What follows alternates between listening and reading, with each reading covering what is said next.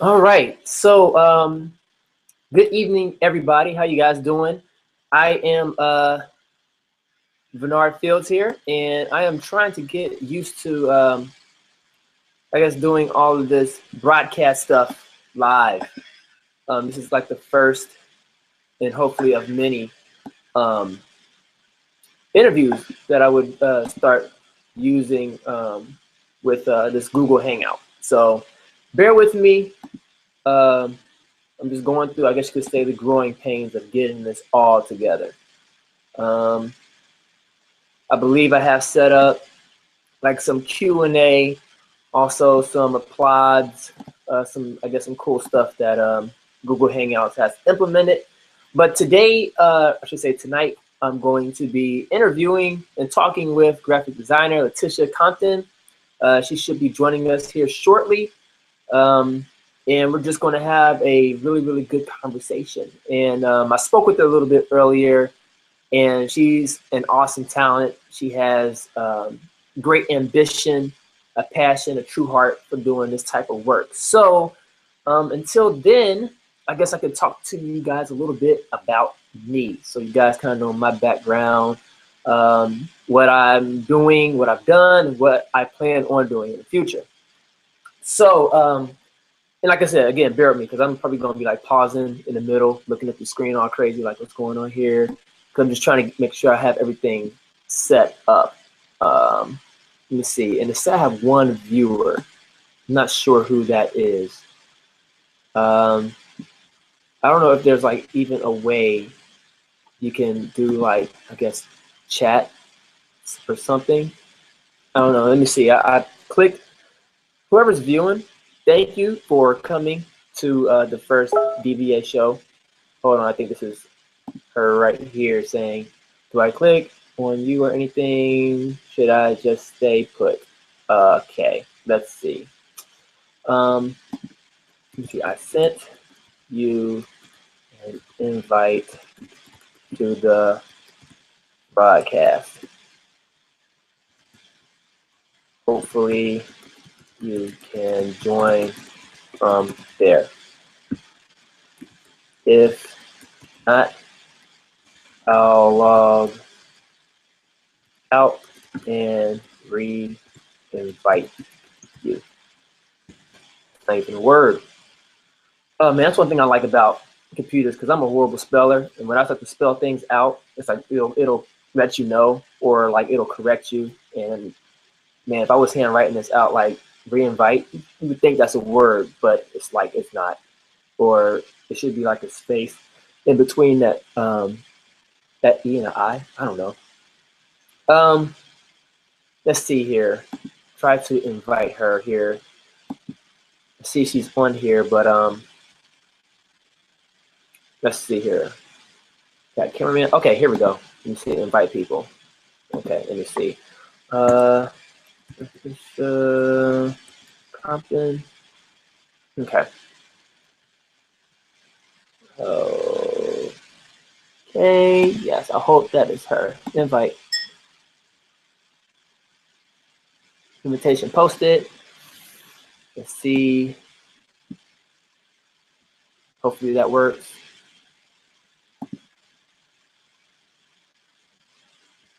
It'd be awesome if it does work.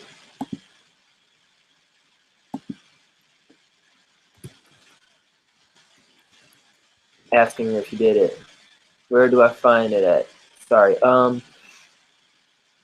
Hopefully in your email. I don't know. Like I've seen people do this before. I follow like a website that's called jamthehype.com, and it's like a hip hop site. And the host and some of the moderators of the site, they do these interviews with these rappers and stuff like that, and they use Google Hangout or Google Plus to do that. Let's see, she didn't get it. Try it again. I don't know. And if you're viewing this and I happen to get out, let me see. I guess I will have to do another invite. Nothing there, love. That's strange. Okay, let's try this.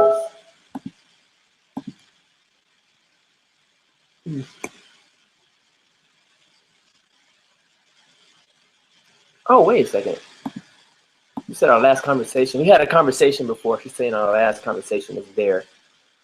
I'm going to try it again.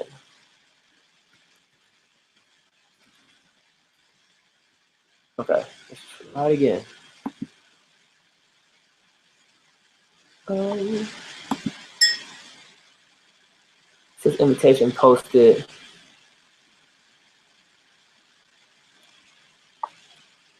I really hope she can get in this because we had, like I said, we had a really, really great conversation. And I'm learning this, so I apologize.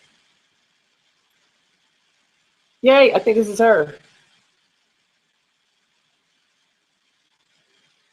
I see she's in it. What can I do? Hide from broadcast? No profile? Present to everyone? No, maybe not.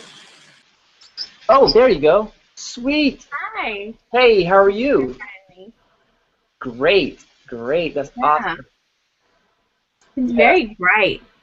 I am. Oh, but yeah, because I have like this. I have this spotlight on me. Like I have like a lighting system. I'll show you what I have. Well, it's in my other room. But yeah, I got like lights and stuff because I do photography too. And oh, cool. Yeah, so I know that with the ISO settings on some of the cameras, it's like really bad, get really grainy if it's too dark. So I decided to put a little light, shed a little light here, so I can have a little more clarity. So that's cool. I look so trifling with the laundry basket in the back. You're cool. You're okay. I mean, this is like, you know, you're just chilling. We're artists, so people need to understand just how real it is. Like the struggle is real, people. Y'all gotta understand that the struggle is real. Yes, the struggle is real. That's books in that laundry basket, not clothes. So I'm not dirty, I promise. That's cool. That's cool. So, as I was telling the people earlier, before you got on, that we had a great conversation earlier, and we were trying to capture that. But I don't know, did you get that on like record? Because we were saying something about like that you had it in your email or something, our conversation. No, I meant that when you first initially added me to Google Plus, that conversation, not.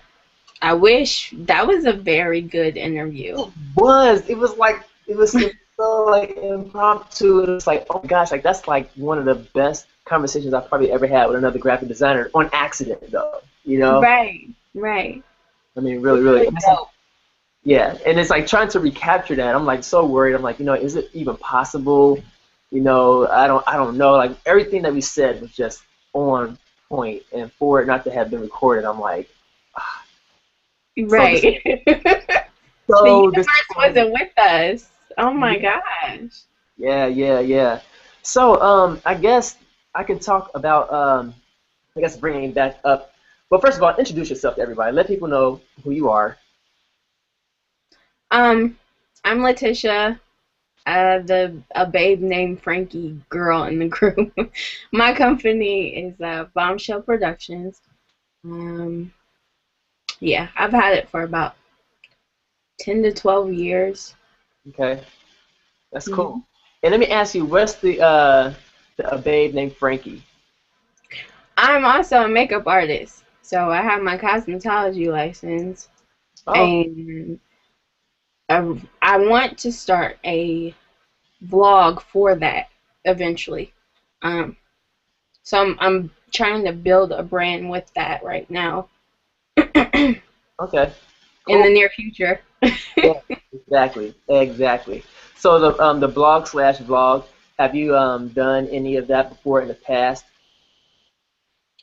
No, I haven't. I've written for a magazine, but it was more for like entertainment instead of makeup. The only reason why I'm doing the makeup thing now is because I have my cosmetology license. Right. And Um, I just want to reach out to other people that don't really know how to apply makeup and all of that stuff, and Right. learn about makeup. And it's not just always about prettiness. Like I want to get into like the gory part, like the scary movie part stuff. Especially. Because I'm an artist, I don't want to just be all pretty and Right. Now, it's funny what you're saying, that I never really would have looked at women who do makeup as design. Would it be considered designers, or like, because it's like that borderline between being a special effects artist and a person who just applies makeup. And I see that you're leaning more towards that, doing special effects, I guess you would say, makeup. Yeah. So do you consider women who just put on regular makeup like a physical form of Photoshop? That's a good question. Let me digress on that. Cause I don't wanna get no tension between me and my fellow makeup artists out there if they see this. Yeah. Yes, I'll say yes. Yeah. Because magazines try to come for us, but keep in mind, like, makeup artists have been doing what we do as far as in Photoshop and retouching for years. Like, I mean, it does just isn't us. No. It's makeup artists too.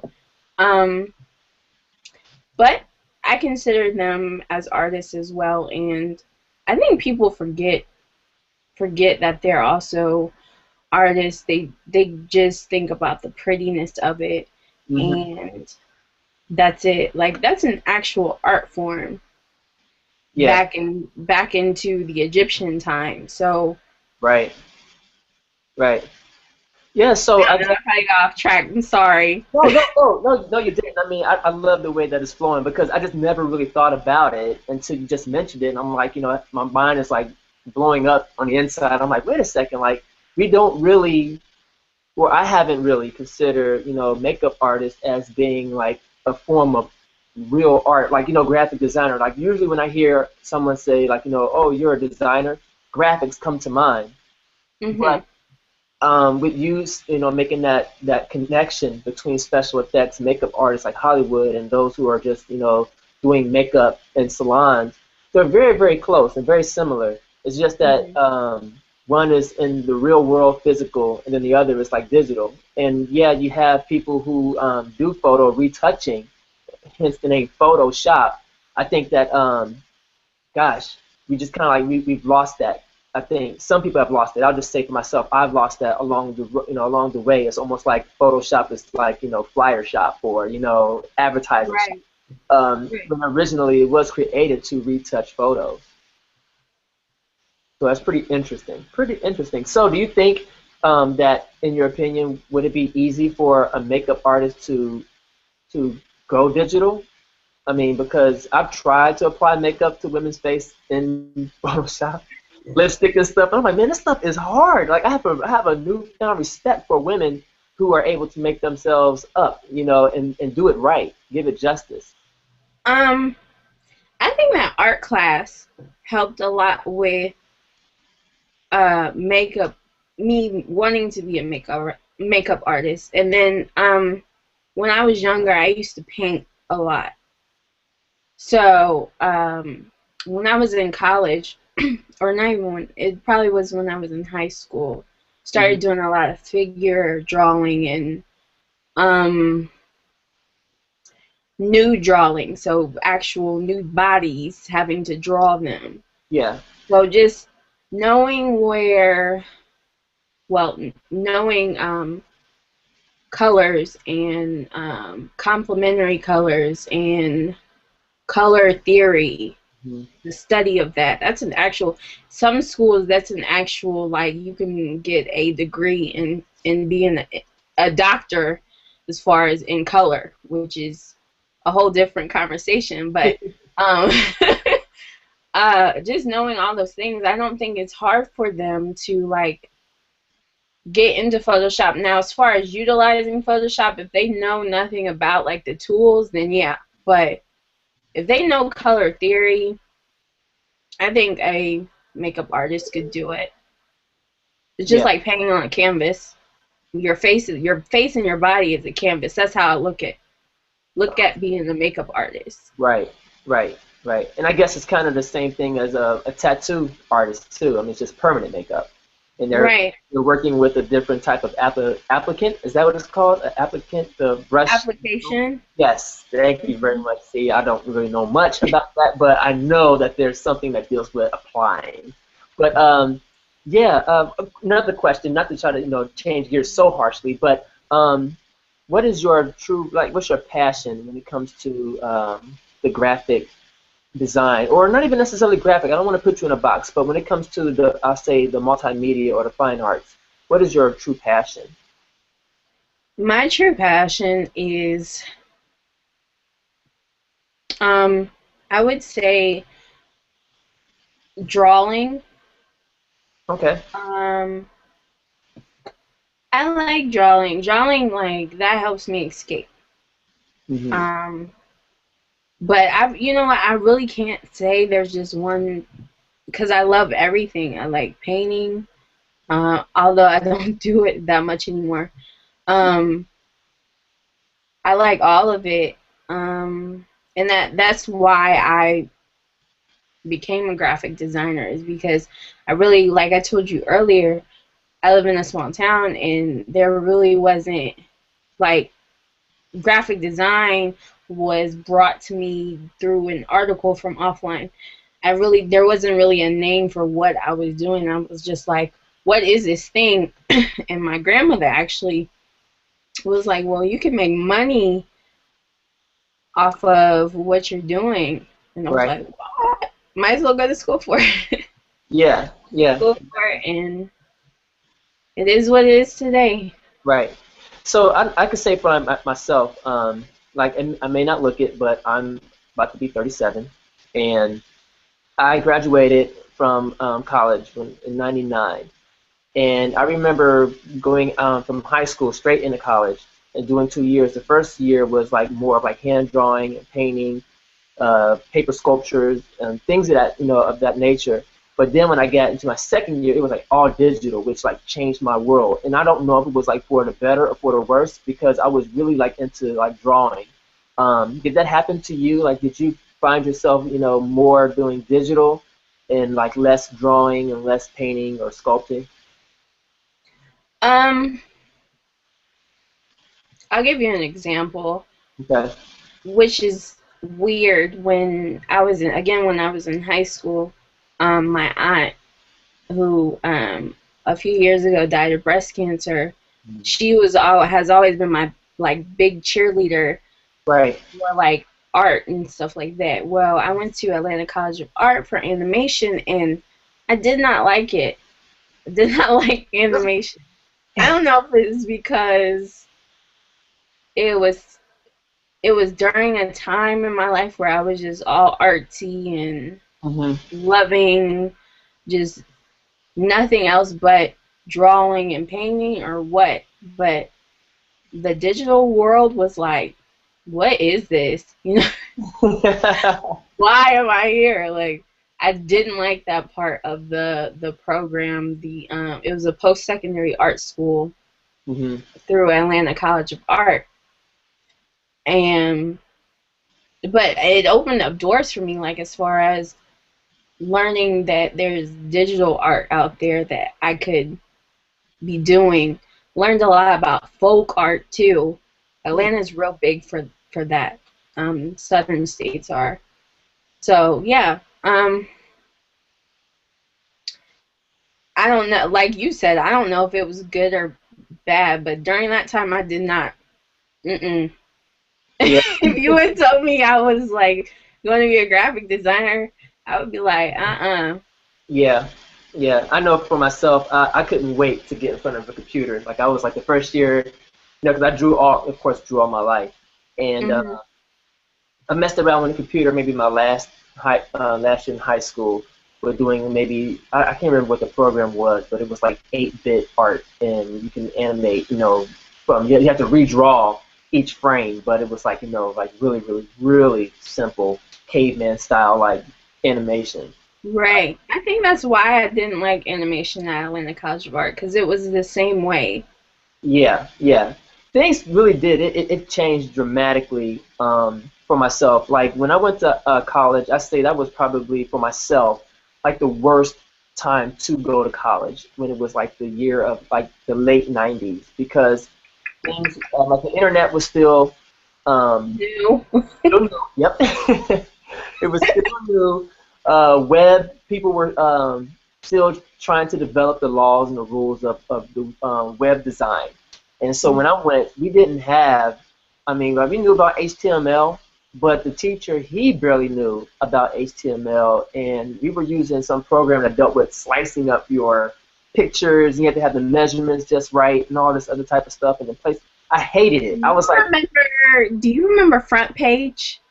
I think that's, no, Page Mill. Page Mill was the one. But I don't Page remember. Mill? Yes, it was called Page Mill. Oh, no, I don't remember that one. It was so, so, so bad. But I'm pretty sure it was bad like the one you just mentioned. Yeah. It has been like horrible. And for those who are watching or this, if you ever had the experience of dealing with, gosh, hard coding back in the 90s, or 90s with web, it's unlike anything like today. And from me, I suffered from it. Like I didn't like have the attitude of like, oh, this is challenging. I'm gonna take the challenge and I'm gonna go with it. I was like, I ran from them. I'm like, I'm not doing this crap. Like I just stick with this regular flyers and ads. And today, like I build websites and I use Adobe Muse. I use Adobe Muse and Adobe Edge. Mhm. Animate. And it's so much easier. I mean, than it was even 5-6 years ago. Because 5-6 years ago we had Flash. Like that was what everybody was running to. And then Yeah. and then the smartphone, thank God for the iPhone, changed that all because it couldn't handle Flash, and so everybody was like freaking out, like what are we gonna do? And then HTML5 was born, so here we are today, back to HTML5 code. Right.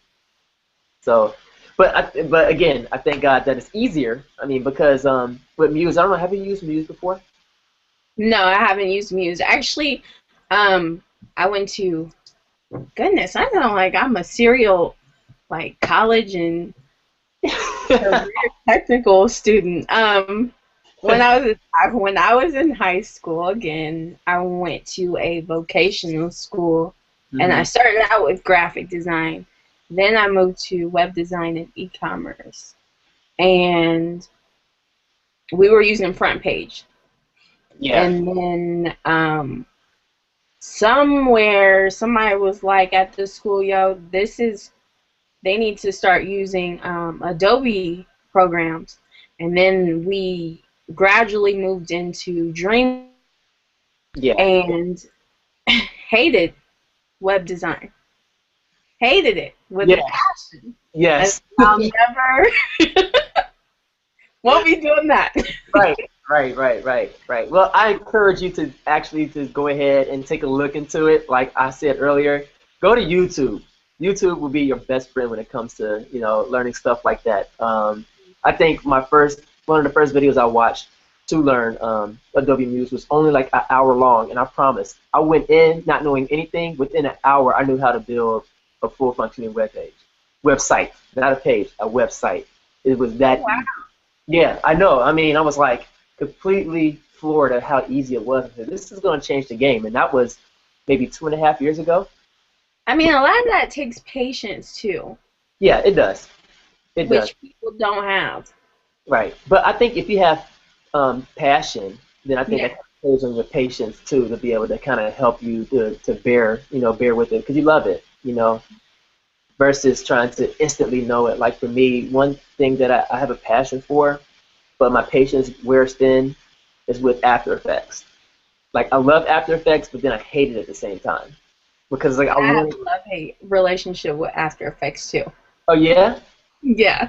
yeah. It's like all the thing that I hate about After Effects the most is the the coding. again, I hate coding because I don't know it all and I want to know it all, but it's like take time to actually sit there and learn it. I'm like, oh God, I Right. don't do it.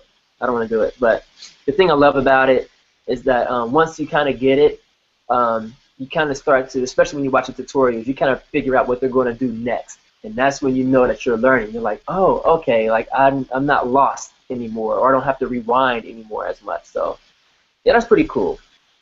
That is pretty cool. Gosh, I don't know. Do you have a timer on your Google Plus? No, I don't have a timer. Gosh, neither do I, and that's crazy. They might need to add that. I 'Cause I had don't, a timer. yeah, I'm like I didn't want to go too long and have to bore the people. Like, oh my gosh. Yeah, more people.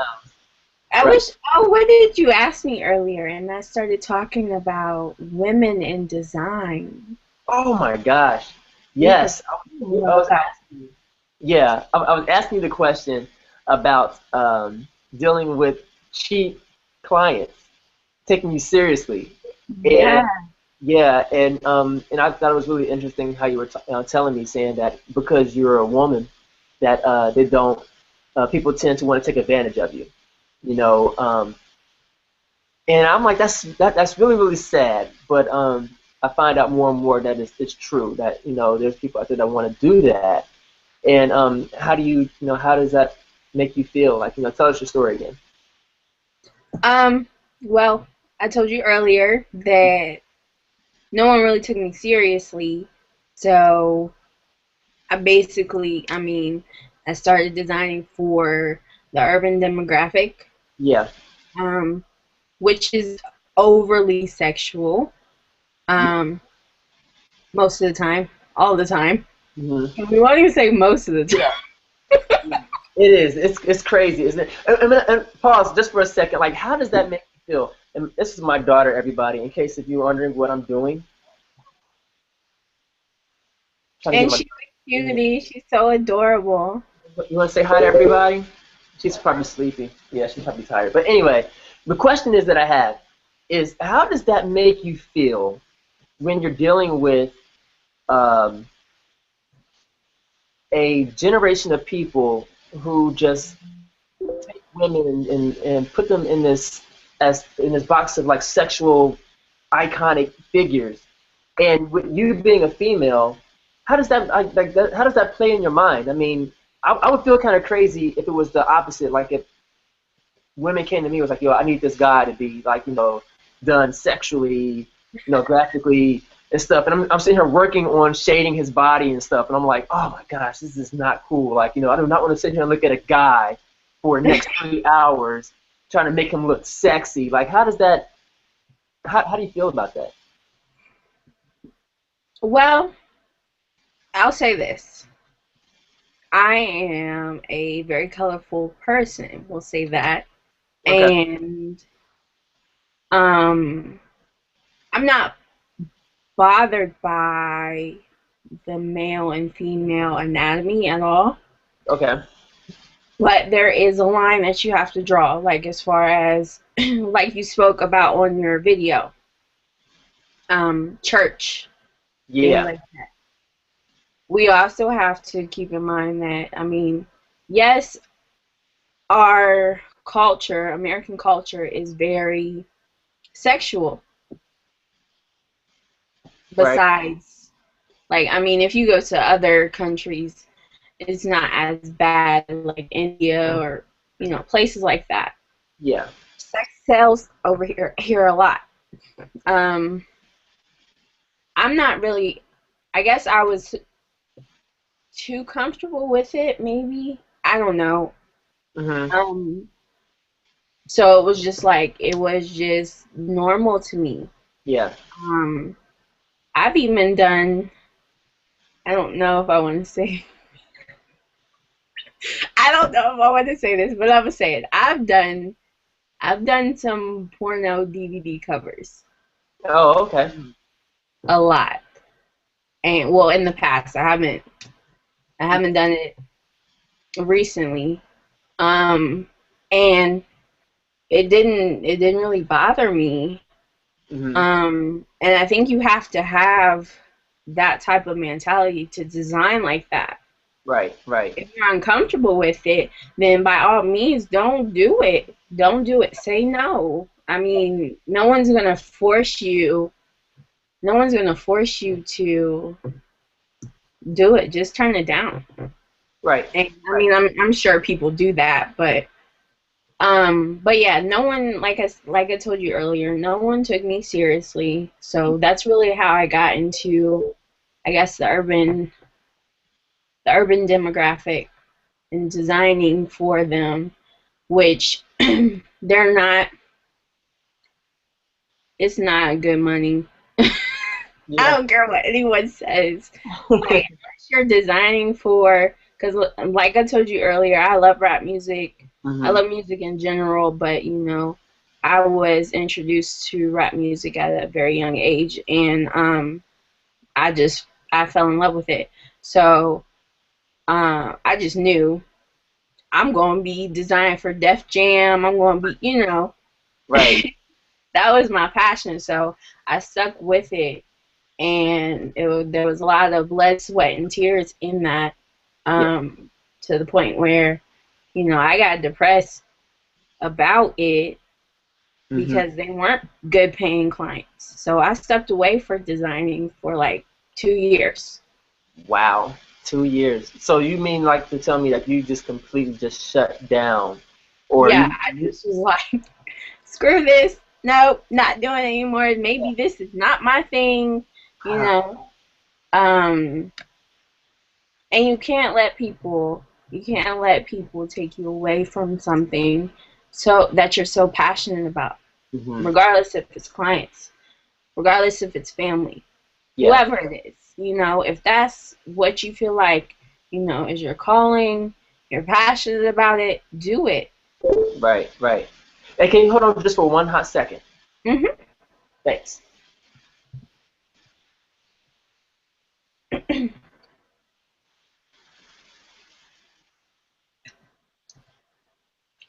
Like Facebook blowing up over here.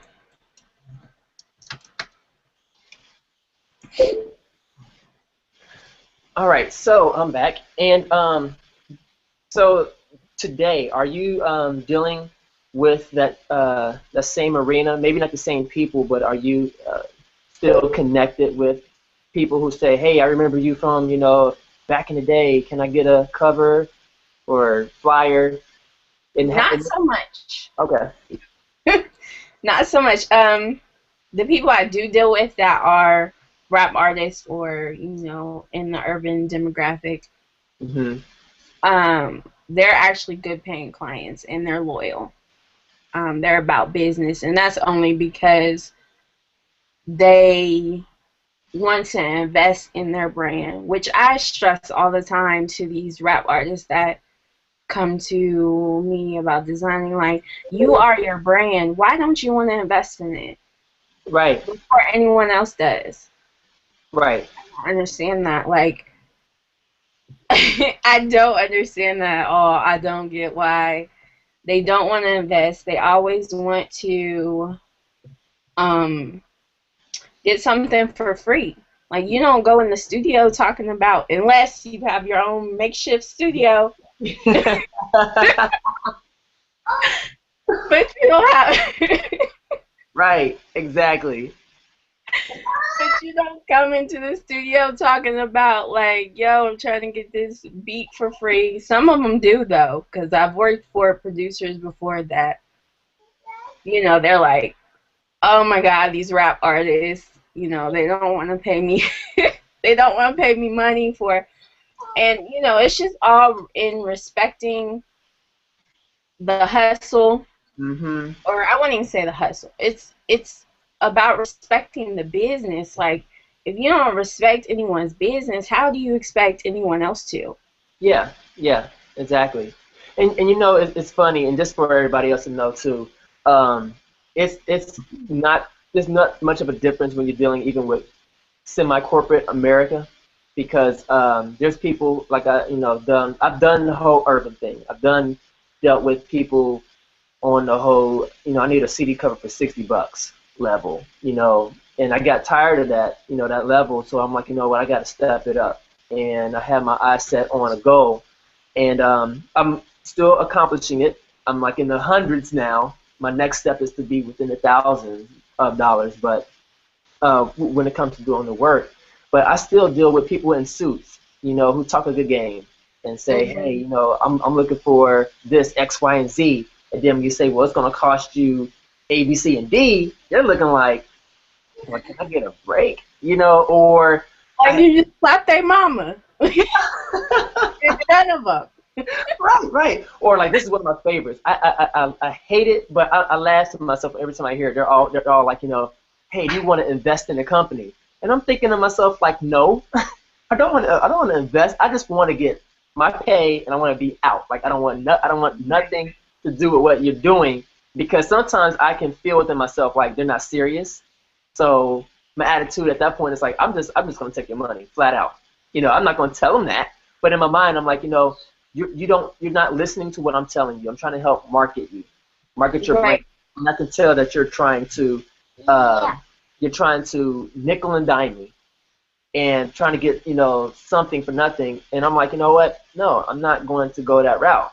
You know, so I'll either go as low as my startup, for like a startup company. I'll go only so low, and then after that, I'm like, no, I'm not working with you. You know, I don't tell them that, but I go to a price range to where I know they're going to have to be the ones that tell me no. Like, I never tell my clients no. I just put myself in a position to where they have to say no. Right. And I think it goes back to, I think someone posted in the DVA group. Was it you that posted that? I can't find it. But everybody was hashtagging it to remind themselves to, and I wish somebody else was having this conversation with us, because there were a few people that hashtagged it. It was something someone posted about how to get away from those type of clients, how to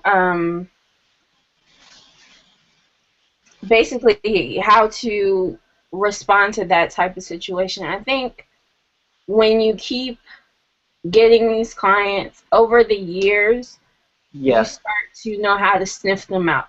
Yes. Yeah. Yep. And I think that's what was said in the group. But I got to the point where I just could smell them coming. And it was just like, you know, that's what you're about. I'm not on it. Yeah. I'm the same way. Exact same way. And another thing, too, that has, in case if you guys hear music, that's my daughter. Angela, say hi to everybody. Hi. She's busy with her Elmo book. But yeah, dealing with like those type of clients, another issue that I'm dealing with now currently is the whole inflation, I guess you want to call it, the graphic way of inflating. Like when you go up on your prices, like on a returning client, because everything else is going up around you. You know, you're like, you know what, I have to go up on my prices too. Like for myself, I used to like charge $120 for the first hour, and then I would charge $30 each additional hour, and that's how I would work. And that was a year ago. And so like 2014, I'm like, I put the post out. I'm like, I'm going up, everybody. So if you want to get in on some deals or whatever, you got some projects you don't want to pay more on, get at me. Some people did, some people didn't. So now I charge $150 for the first hour and $50 each additional hour. And I do have people that pay that, but then I have some people, like returning clients, who are just like scratching their head at me like, why so much? You know, I come to you all the time, and it's like, well, I have to go up with everything else. Like, you don't question McDonald's when they go up from the 99-cent menu. You know, it's like you pay for what you want. And it's like, and if you want your brand to be as bad and as good as you want that meal, then you're going to put your money where your mouth is. Right. Exactly. Yeah. So I don't know. I think it was interesting. I had saw some posts in the DVA group where people were talking about, like, you know, how much should I charge for a flyer or whatever, or this, and I'm like, you know, I put my price out there, and then I was kind of shaking my head at some of the prices, like it was so inexpensive. But I'm like, you know what, like that's what made me do that video about what's your worth as a designer. I don't know if you saw that or not. But I was saying, like, like challenge yourself. Don't be afraid to have to tell people no, and like step your price game up because you're worth it. Like you are really, really, really worth every penny that you ask for. Yep. I have a client now that he's a rap artist actually, and I gave him my price and he actually was like, no. I am not about to just we're about to pay you how much you're worth. You know what I'm saying? That's what's and up. that, to me, that's a really dope businessman. Like That is. And like he pays me every time on time. There ain't no, oh, you know what I'm saying, I'm gonna pay you this week, and ain't no layaway. I call them layaway layaway designs. Yes. Nothing like that. Like he's about his business because he feels that I'm worth how much we discussed as far as his DVA is blowing up right now. Hi guys. You famous. Everyone's watching. Yeah, I see we got another viewer here. Hey, what's going on? Don't know who you are, but yo, what's up? It's good to have you. Yeah, we've been here talking for a little bit. That's what's up. That's dope. Yeah. That's cool. Like if I would have been doing this a long time ago because I like to talk. Those that talk to me outside of DVA, they know I like to talk, and I'll hold your ear for a long time. I apologize. No need to apologize because I'm the same way. Like if it's a really, really good conversation, I'm serious, I can be hours, like get lost in time. Like I look up and I'm like, oh crap, I gotta finish this job real quick. I had that happen to me last week. All right, I blew 3 hours, and I promise it felt like it was only 30 minutes. I'm talking to a person, and I'm just talking, having a good time, laughing and hee-hawing around. And I'm like, all right, well, let me get back to my work. I'll go back to my workstation. I look at the time. I'm like, oh my gosh, I gotta leave to go pick up my daughter. Like 3 hours then went by. Just lost. And you talk that man. Just talked him up into a corner. I'm like that too. Yeah. Yeah. Hey, what's up? We got another viewer. Hey, what's good? Hi guys. I can't see. How do you see who's? Well, well, gosh, that person just left where it was. I don't know how you can see who it is that's viewing. I'm going to try to see if I can open up this. We have a group chat over here. Let me see. Hello. I don't know if that popped up on your end or not. Yeah. There we go. You have a question? Okay, let me see. Ask your audience to submit questions, and they will appear below here. Questions. Okay. All right. Guys, if you're watching, all the two people, all the one people. We got a whole crowd. Yeah. That are watching, I guess on your left-hand side of your viewer window there's like, I guess, a toolbar, and there's like a Q&A. And you guys can ask questions there. If you guys want to ask us a question, we can answer it for you.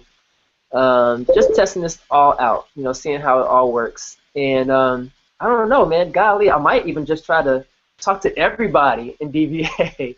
Like do this every other night. Just take some time out. That'd be really cool. Yeah, that'd be cool. I think this is like, I like interpersonal communication. I think this is a good way to communicate since we're not really like face to face. Right. And I think it's like you get to see how a person is like real life.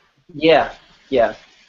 Yeah. So I think this is really cool. I think that it's cool that I'm your first guinea pig. That's cool. I hope I did good. I hope everyone enjoyed me. Yeah. Yeah. Yeah. You weren't, trust me, you weren't boring. Ooh. Hey. Who's this? Click the. Did it pop up on your end? Did you see that? Nope, not yet. Oh, it's Brittany. Hey, what's up, Brittany? Hey, Brittany. Currently answering. Hey, and Tony Black is in the house too. Yo, what's up? Hi, Tony. You know what? A matter of fact, because I know that we're guys probably going on, but I'm going to try to invite you guys. That's if you don't mind.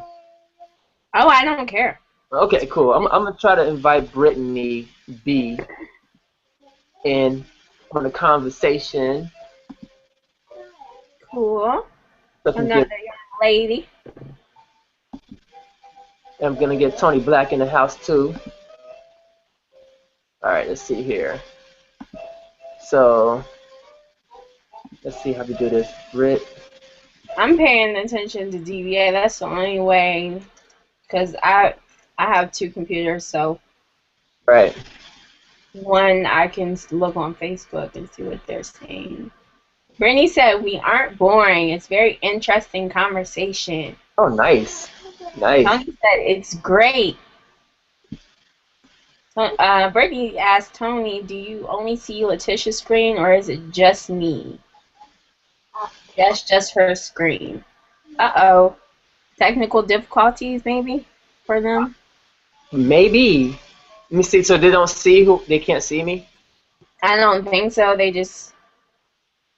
said that they could only see me. Okay, well, let me see. Hey, Brittany and Tony, if you can you post up in the questions your Gmail, and that way I can invite you guys in on the conversation. And then Kanisha said, wish I could attend, and oh, be sure to include what time zone. That was that was 31 minutes ago. So that was probably before we started. Oh, yeah, yeah. And a few other people liked it. Tia Cook. Nice. Mr. Davis. Shout out to all those people. Yes. That's pretty dope. That's cool. That's very good that people are like paying attention. Yeah. Yeah. I honestly I joined the group about maybe 6 weeks ago. Mm-hmm. And Larissa Leeper, she was the one that had told me about it, and then I had got an invite. She sent me an invite, and when I got in, I was like, oh my gosh, this is the group. Like this, I only get on Facebook now, really, technically, to go to DVA. Like I don't even check my feeds or anything like that. Like I wish I can go and delete all of my feeds, like block all my feeds except for just the DVA feeds, because everybody that's posting and that's interacting and it's like so cool. Like I really find I have a deep love for every like single post that's posted up. I'm like, man, like that's really interesting. I mean, I like them all, but at the same time, like that's so cool that there's like a real family. Like how you said earlier, it's not even a group. It's like a community of people. Yes, of course. I feel that. And I'm surprised. Like before I even got in this group, I didn't know that there were so many Black graphic designers. Like, yeah, right.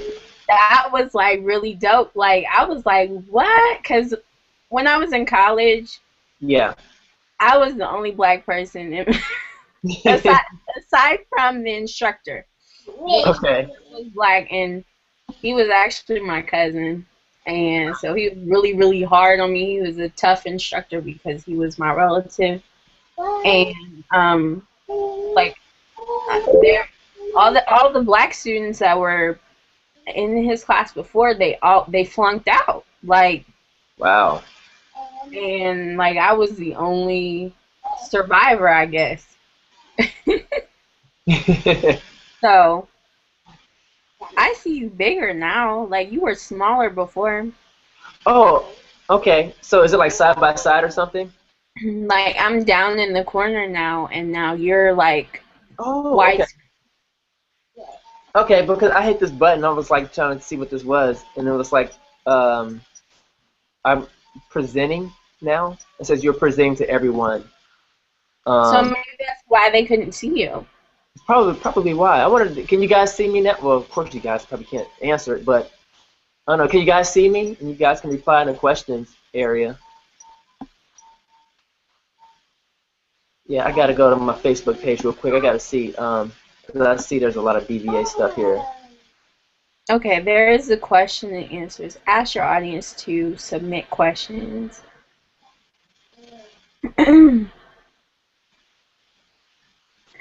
Yeah, this could be like your trial run. So next time you Yeah, know how to. You exactly. know what? I can't wait till the top dogs get in for your interview, like Christopher. Christopher. I'm gonna be all up in chat, like so. Exactly. I cannot wait. Fatima, I can't wait for her. Yeah. Like a lot of the church folk, because I don't design too much for it. Like I've designed for a church one time, Oh, and sure. but their designs are so like the churches around here, they need y'all's help. I'm just I'm gonna just say they need y'all's help. Well, then you know what? That means that that's a big market for you. I mean, if you're the only person out there, and you have you say all them churches need help, you should just straight up just hit every church up and be like, look, if you want to be like them, you have a big thing. That's the thing. The church folk around here, I don't know about y'all's church folk, but Oh Lord. they don't like playing like the urban demographic don't like. Yeah, the church people are. You know, the collection plate done passed all the way around the congregation to get your money. Right. Oh my gosh, you ain't never lied. Never Oh my lied. God. And when I tell you, it's like this one church I designed for. I want to say it took like 3 months before I got paid. 3 months? Mhm. It better been like $10,000. No, not even that. Not even 10,000. And it was for a brochure or something like that. I forget what it was for, but I mean, it could be anybody, y'all. I'm not even just saying it's the urban demographic. I'm not even just saying it's the churches. Yep. A corporate company could take forever to pay you for your, because they don't respect us. They think that we could just get into Photoshop or Illustrator or whatever you design in and click a button and it's done. Right. Yeah, and it's not the case. And it's like No. I hate having to sit with clients and educate them on why I'm charging so much. Right. Because like I had an issue with the person who wanted a website, and he told me, he was like, I want something that that looks like that's like, how do you say it? There's so many other words. He said, I don't want to look at the website and think that me and my daughter can do it. And I thought, I'm like, all right, well, okay, I can come up with something that you and your daughter can do. So when I presented that to him, he looked at it and he was like, I don't like it. I want something that's a little bit, has more bells and more whistles to it. And I said, but this is something that you kind of requested. He was like, well, I want something that's a little bit more.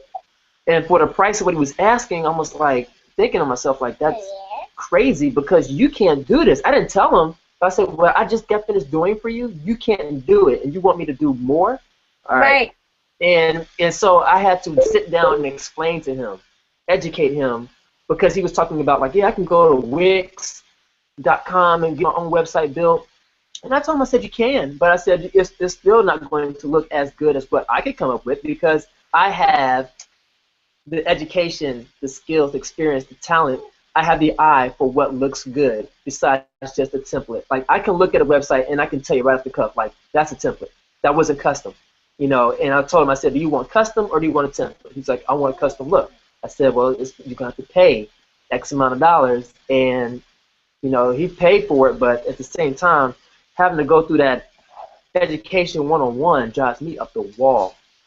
And why go to Wix when Wix is like going to Armani and purchasing a bag that the next person has exactly like you. Exactly. Like, no, like she is not doing anything like that. I want the best, you know. Exactly. Starting off, yeah, that's cool. It's cool, but I feel like, especially with companies, if you're a new company and starting off, it might work for a minute, but once you start getting popular and all that stuff, people are gonna be people are gonna notice. Customers aren't stupid. They're not stupid by any means. Like a couple weeks ago, somebody put up Kim Kardashian's website, and I think it was a Wix. Was it a Wix layout? I don't know. Maybe someone can answer that question. And like Kim Kardashian, like for her shoes, really, and all that money you make for not being, I mean, you're not really that famous as far as like, I mean, if you want to, you didn't do anything like with your talent, you're just. Exactly. A tape got out and that was accident, by accident celebrity. Yeah. And you have a Wix layout, you know, it's kind of weird. Like, clients aren't stupid. Like, they can, well, I won't say that. The general population, like, if they notice something like, oh, well, you know, Kim Kardashian's website kind of looks like that website. Mm-hmm. It's a template. Somebody was being cheap. Yeah, like, why would you even dare? I don't know. Yeah, I don't know either. But you know what? Sometimes what happens, because I've seen this done before, where people who can't really design, they start their business saying like I'm a web designer, and they get clients, and then they go and use Wix, they use Bandzoogle, they use Moonfruit, like these websites that are templates, and I'm like, that is crazy. Like these people are actually paying you to put up a website that they can actually do, and they're like, yeah, I just use this to do it. And I'm like, that's nuts. That is totally crazy. I mean, you gotta do what you gotta do. I mean, I'm not gonna knock their hustle. I mean, if they found that to work for them, I'm like, hey, you know, do you? But I'm like, that's crazy. But they're believing that that's custom made, or you know. Yeah. But I mean, eventually, you know, people will find out, because once that copyright law starts kicking in and somebody starts noticing that, you know, hold on, didn't I design that? And you're making money off of that? Yeah. I know I saw there was a website that had something like, I think it was like logo thieves. I posted up in a DVA, but it was talking about a website that's dedicated to people who are busted, you know, stealing other people's logos and modifying them, and they put them on blast. And it's crazy. Oh wow. Yeah. Yeah. It's totally crazy. Hold on one second. Uh-huh.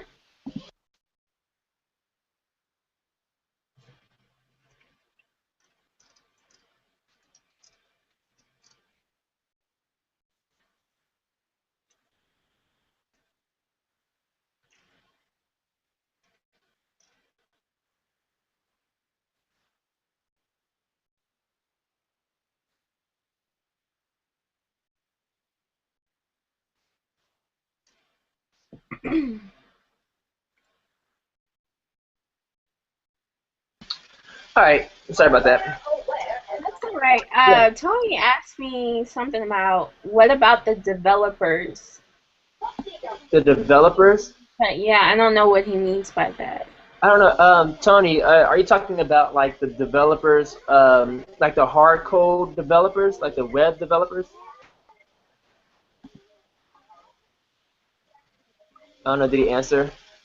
Mm-mm. He didn't answer in chat. He said it in DVA.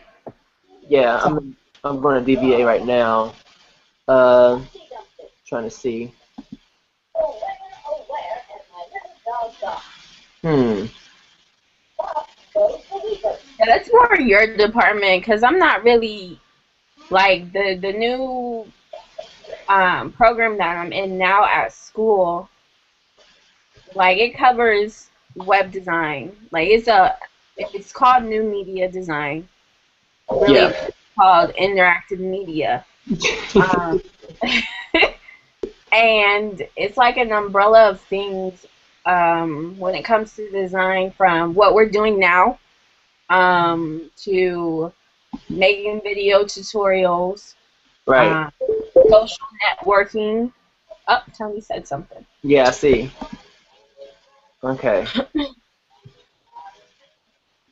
So, I mean, I'm going to have to learn more about, because I stopped working with HTML. He said web developers. She mentioned all of the designers.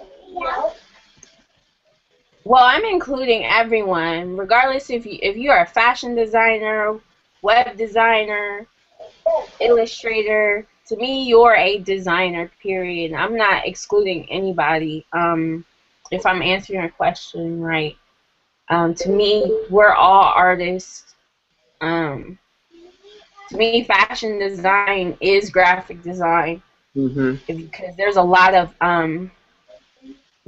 graphic designers that they do T-shirts now, and that's their company. So, hey Tony, do you want to be in the video? If so, give me your Gmail. Yeah, that's me. Oh, okay, that was you. I'm sorry. Yeah. But yeah, so I'm not excluding anybody. Everyone's an artist. If you do deal with anything with like visual art, painting, drawing, whatever. Yeah.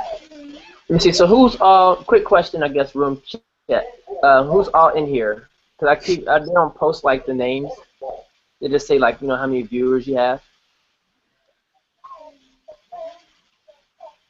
I don't know. I think we got Brittany. I think it's just Tony and Britt B. Britt B says she's not going to get on because she doesn't look too good right now.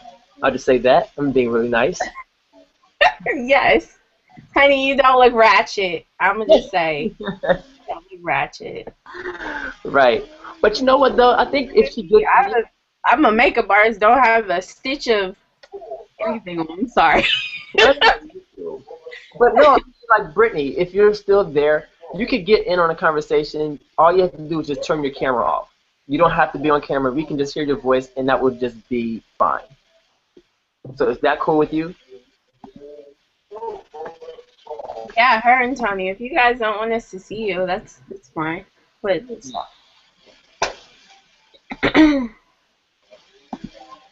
Okay, I did something crazy, and I don't know what I did. Oh yeah, you're fine. Here, I closed it. You did open capture. Oh, okay, because I'm over here clicking away. I'm trying to figure this stuff out.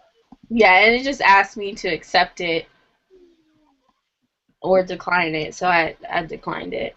Oh, okay. So it's almost like, it's kind of like Skype, except not really.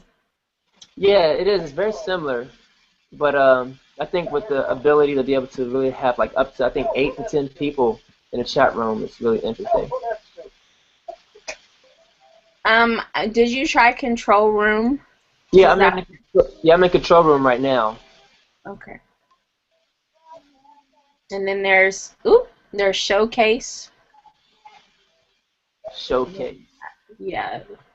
I don't know what that does. The screen share, that's pretty interesting. Let me see what this is. Oh, okay. Brittany said, yeah, that's fine, LOL. Okay. Can you see my screen? Uh-huh. Oh, cool. This is pretty nice. Okay, let me see.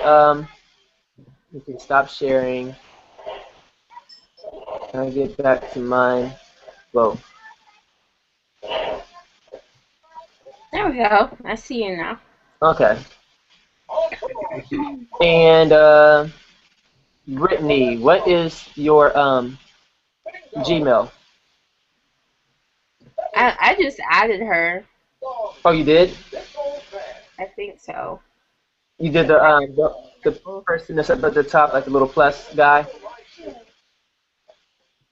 No, I just because she's in the question and answer chat, and I just put add to friends.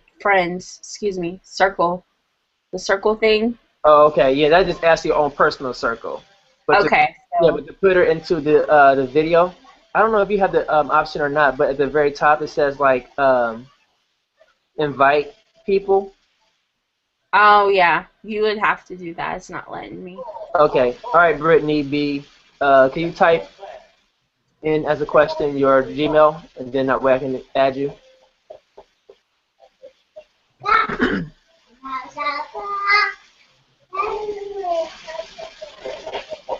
She's so cute. What she said? I said she's so cute. Daughter. Thanks. Yeah, that's my road dog right there. I love her, love her, love her.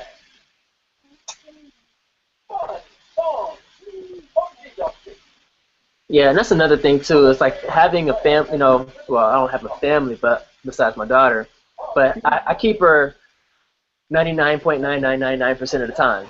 Like she lives with me. I take care of her and all that type of stuff all the time. So I don't necessarily get like a break, but doing work and balancing that out because doing this, I do this full time.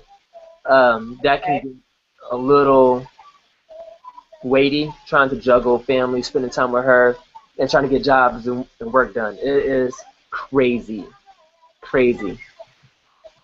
Yeah, because she needs all of your. Tony said his Gmail is it keep the best. That one. Keep the best. I don't know. He posted it in DVA. Okay, I'm about to go there now and grab it.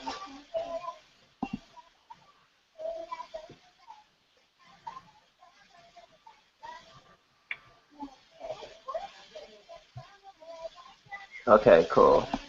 All right. All right, Tony, we are coming to get you.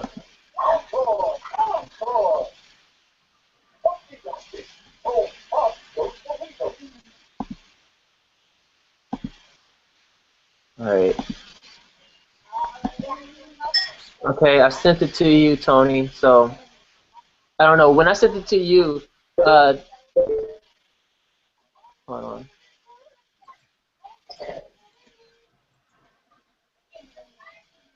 Did you have to click on? Was it in your email?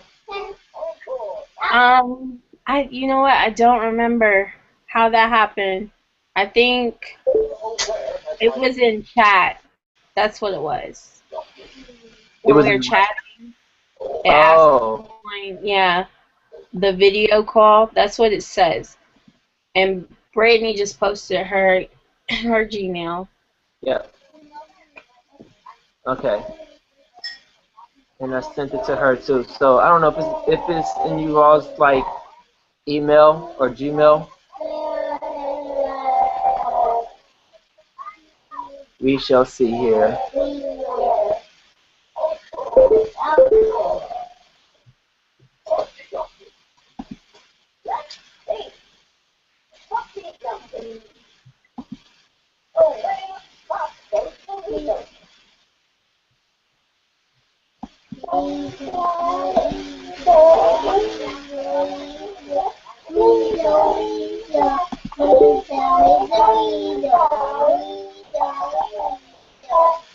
I don't know. I may have to add them.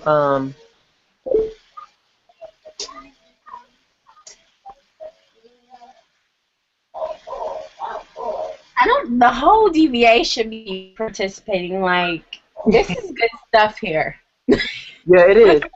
It really is. I think it would help take it like to a whole nother level, like of appreciation, and we'll be like a union of some sort. Yes. Everybody that liked Ahmad, he needs to be here. Mr. Savage Brand. Yep. He needs to be here. Just gonna like the post and walk off. Exactly. I'm like, what's up with that? Kanisha, she might be working, but that's cool. It's fine. Just like all we're worth is a like, whatever. Nah, I'm messing with everybody. That's funny. And he's just all in my text messages talking smack. Like, won't interact with us. That's cool. Exactly. It's like I'm just little private little jabs. Yeah. Like, all right, okay, I see how it is. This is the first time people have seen me like on video besides my pictures, and right. So it's kind of cool for me. Like, I'm enjoying my little airtime that I'm having right now. Oh yeah. So I'm glad that I'm having it with you. I mean, like, I think that's super dope. For actually even inviting me. Yeah. Because I told you when we first talked, like I stepped away from DVA for a while too because I wasn't designing. Right. So I mean, you're very new to me, and the young lady, or I don't know, the lady you mentioned before, I don't know her either. Larissa. Yeah, Larissa, I don't know her either, but it's nice to meet everyone that's new in DVA. Yeah.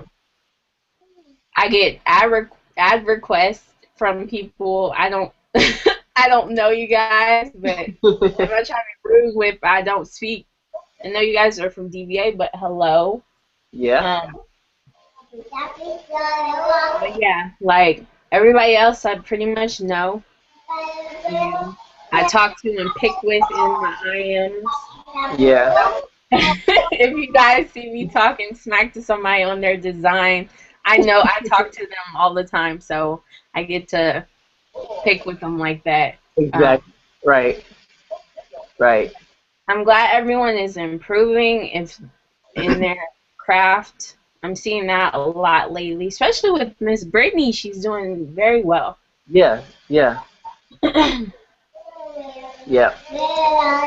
Like, again, I haven't been around super long enough, but it's like people, like, I noticed the ones who are like very active, and have a really deep passion. Those who are, like, how they say, on different levels. But you have those people who they're advanced, but they turn around and they have like this humbleness about them. Like, they're really, really humble. They're not like, really uppity, or praise hungry, Not trying to name drop anybody, but Christopher Cole. Yeah, that guy. That guy. I can't wait to his interview. Like I said, I'm about to be all up in chat. Oh my God. You do it on the weekend. You know what? But it's so crazy because I think once we get this thing down packed, like, I want to do one-on-one interviews, but at the same time, I would love to have just open group, just like having everybody come together and just have these big open, forum discussions, and just to to unwind and to share our victories, share our failures, learn from each other, be teachers and learners of one another. So yeah, like, this is like super awesome, and I know this is not going to be the last. I'm going to do more personal videos. Like, I don't know, Brittany, she gave me an idea for the next video, which I did. I posted up in a poll saying if you wanted to, if they wanted me to talk about competition versus help within among graphic artists, or the interview with Christopher. So have one person vote for Christopher and two people vote for the whole help versus competition. What if we have that all in one setting? What if we ask Christopher that golden ticket question and see how he deals with competition? Or let me stop messing with him. I mean, like that's the thing I want to ask him. I'm like, dude, like, okay, we put these challenges up every week, and you put this work out, and it's just like, dude, why am I even trying? why should I even submit? You know, it's like it's a competition, or does he does it like in his sleep, like, you know, oh, I'm just dreaming of like this next project. Right. Right. He makes really beautiful designs. A lot of them do. Fatima, she's a very talented artist. Phenomenal. Who else is Adrian? Yeah. I have, you know what? I used to stalk Adrian on MySpace. I'm just going to I'm looking for real.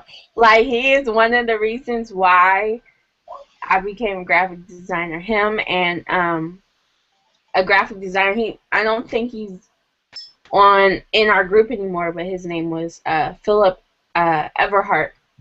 And I used to call him Mr. Miyagi. But they are the reason why one of the reasons why I started designing. Especially Adrian.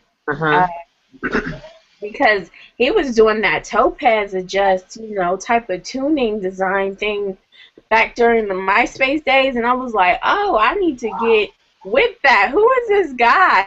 Wow. So I've been paying attention to their work for the longest. Him and Philip. I don't know. I haven't heard from Phil in a long time. Like, I don't even think he's on Facebook anymore. But and then Benny Black. He was in the group before you were, and he doesn't. I don't think he's like too involved with DVA anymore either. But he did a lot of designs for Maybach Music and Ari.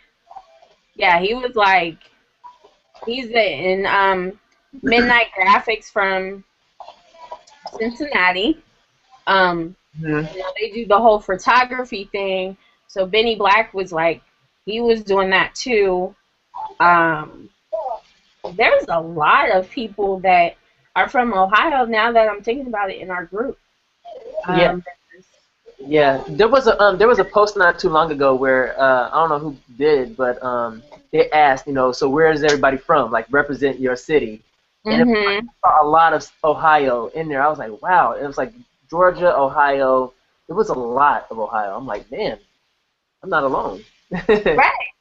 And you realize that for us being an industrial state, like I said earlier, we're not an artsy type of place. This is not what my friend from California said. You come to the Midwest to retire and die. Oh, That's wow. horrible to think like that. That's but cool. I mean, they even said that about Virginia. Sorry, Virginia folks, but that's what people in California are thinking. Wow. But yeah, like, there's so many artists here, and you don't realize it until you start interacting and networking with people. Yeah. Facebook has opened those doors up for us. Right. It's really dope. Hold on, let me see. Donnie Johnson said I missed it. Nope. We're still adding. So come on in. Hey, Donnie. Here.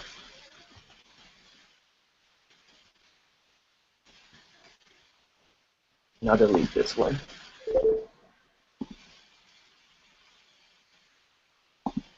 So he knows.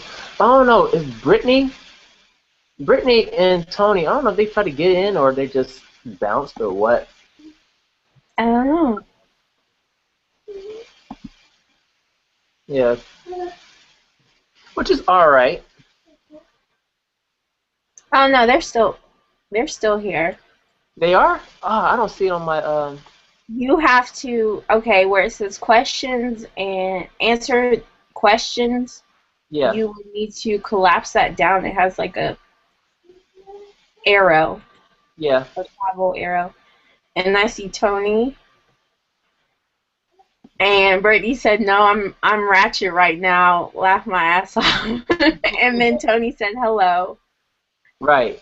And Brittany said, nope, can't see you. So it looks like they're still in there.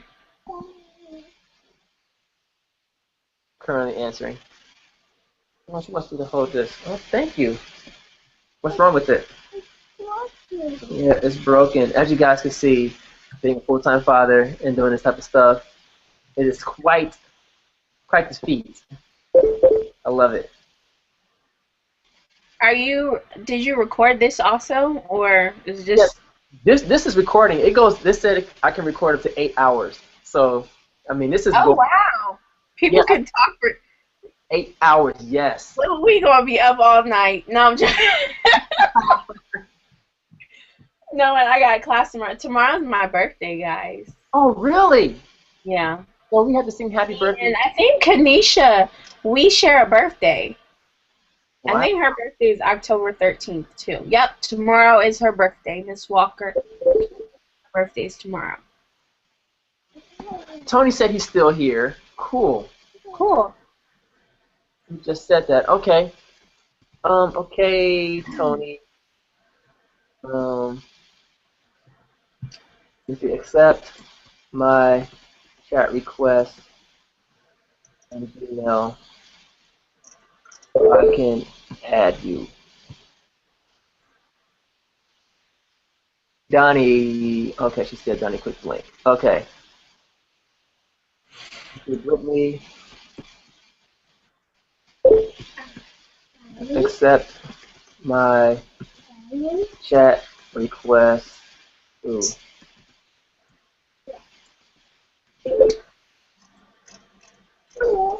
Do you guys have any questions for us? Yeah, you guys have any questions? I mean, you can ask anything that deals with graphics. Like what's your best experience with doing graphic work? Mine? Are you asking me? Yep, I'm asking you. What was yours? Like, what was one of the most memorable moments that you had as a graphic designer? I've seen a client cry over. That was very moving because you get clients that, especially when they're starting their company. Yeah. And their small business. And this client in particular, like, she gave up everything for her company. And she just needed a logo done. And no one was giving her that. So she quit her job, which was a nice paying job. Mm-hmm. She sold, like, a lot of her things. And then she was like, she was going to go into business for herself. And no one, like, all the graphic designers she was going to either ripped her off or weren't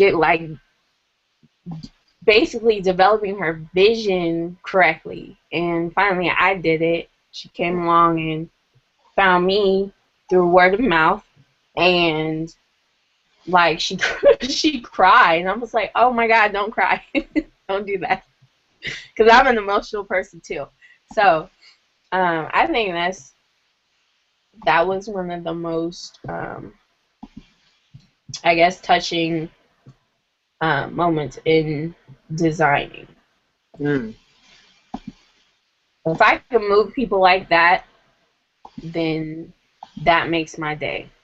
Yeah, that's powerful. You could draw a person to tears like that. Right. Especially because it's hard for, I mean, we know because we're freelance graphic designers and we own our own companies. It's hard if you give up everything. Like, think about giving up everything and then, like, it's not working out at all. Well, you feel like it's not working out at all. And just little things can make you emotional. Man. I'll pick up the fire for you. Oh, Brittany said, I think a topic should be about us female designers having to work 10 times harder than males. Brittany, I actually talked about that Yeah. But I'll recap. I mean, if you want, I could talk about that all day. The video didn't pop up. It's like YouTube video, but it's live. I did it, just asked if I watched it.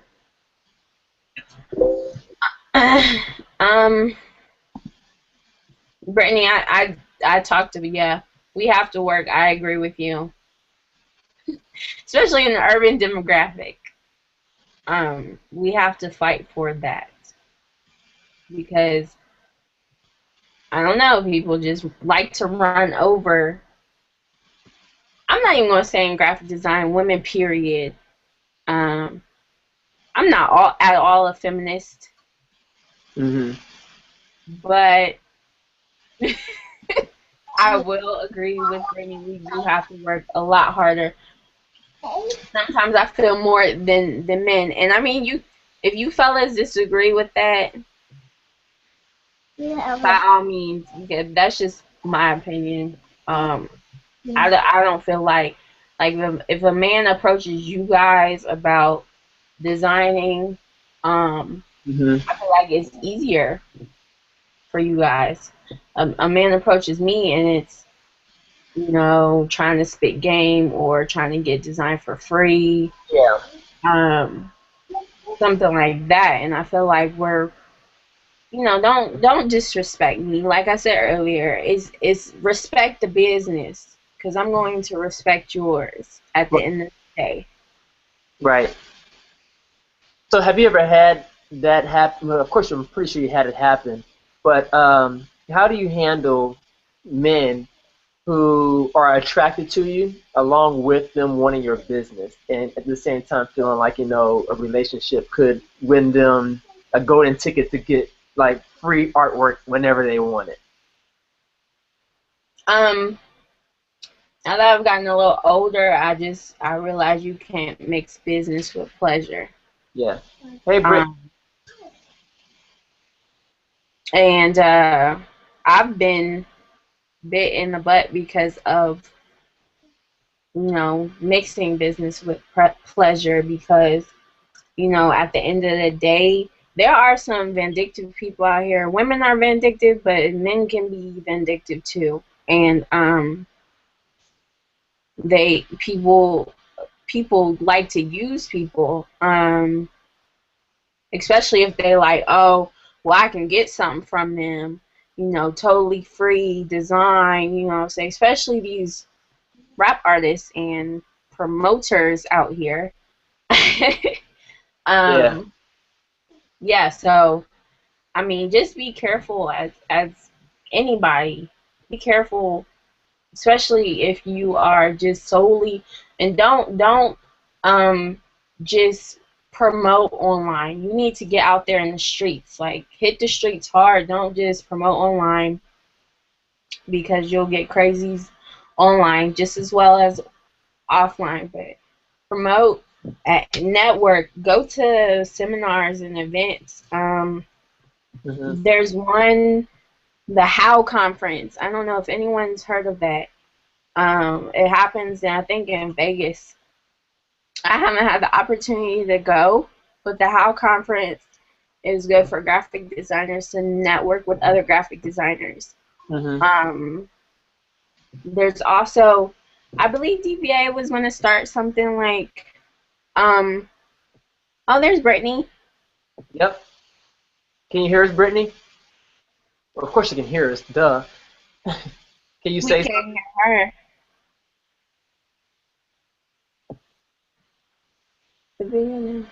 Oh, that's what her last comment was. Hey, yo, what's going on, Don? What's up? Is that Donnie? That's Donnie. Hi. Hey, what's going on? Nice to meet you. All we see is your head, sweetheart. There we go. Nice. Cool. Hey, it's a gremlin next to you. All right, cool. I'm still learning. I don't know. With me clicking on this stuff, is this switching on you guys' screen? It switches back and forth. I don't know if that was because Donnie started talking or what happened. Present to Yeah. everyone. Let me see. Not in presenter mode. Okay, so can you see me now? I see Yeah. you. Yeah.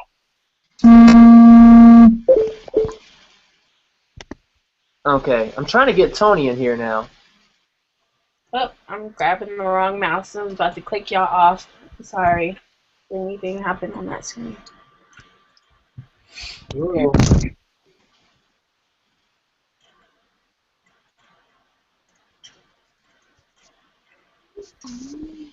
Oh, Brittany said her mic isn't working. Oh, that's horrible. Well, you know what that means, Brittany. Time to turn that camera on. I don't care how ratchet you feel. Time for us to see you. Because look, my hair is a mess. I feel I'm gonna get my hair done later this week. But anyway, yeah. Yeah, we're not up in here fabulous. This is family time. DVA Right. family. Exactly. This is our time to be able to let our hair down. Let our hair down, everybody, and be able to keep it real and talk art stuff. So Don, are you saying anything? Oh, well, yeah, I'm here. Can you hear him? Yeah, I can hear y'all. Okay, there you go. Before I can hear you. I can hear him. I don't know if because I got my volume turned all the way up or what, but I can hear him. Oh man, my connection must suck then. I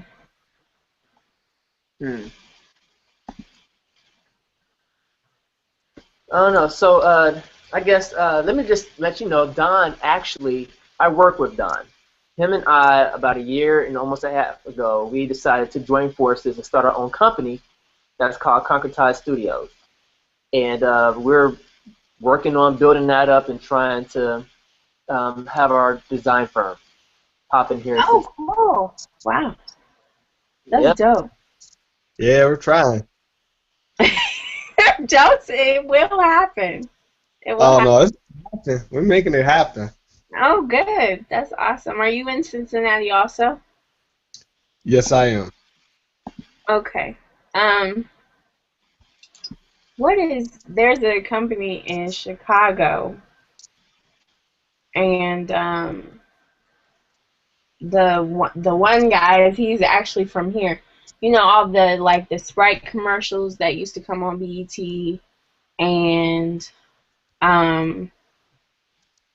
basically the urban commercials. The company, they do all of those commercials, and it's a black owned company, and they're in Chicago. I can't even think of the name right now, so I'm stuck. But anyway, I think that's really dope. I think that's cool that you guys are gonna start a design firm together. Yep. Like Midwest needs that. We don't have anything like that. Yeah, it's it's tough at times as far as trying to get to work, and trying to get into that level of dealing with corporate America and trying to get those big paying jobs and have them repeat. But I think that with just some dedication and marketing, we'll be able to get there, get our foot in the door, get some contracts going. Oh, yeah, most definitely. Yeah. Okay. Would you ever consider working for a company or starting your own where you're working with other people, or would you just rather be solo for however long you think that'll be the case? No, I've considered it, and I've actually done it once.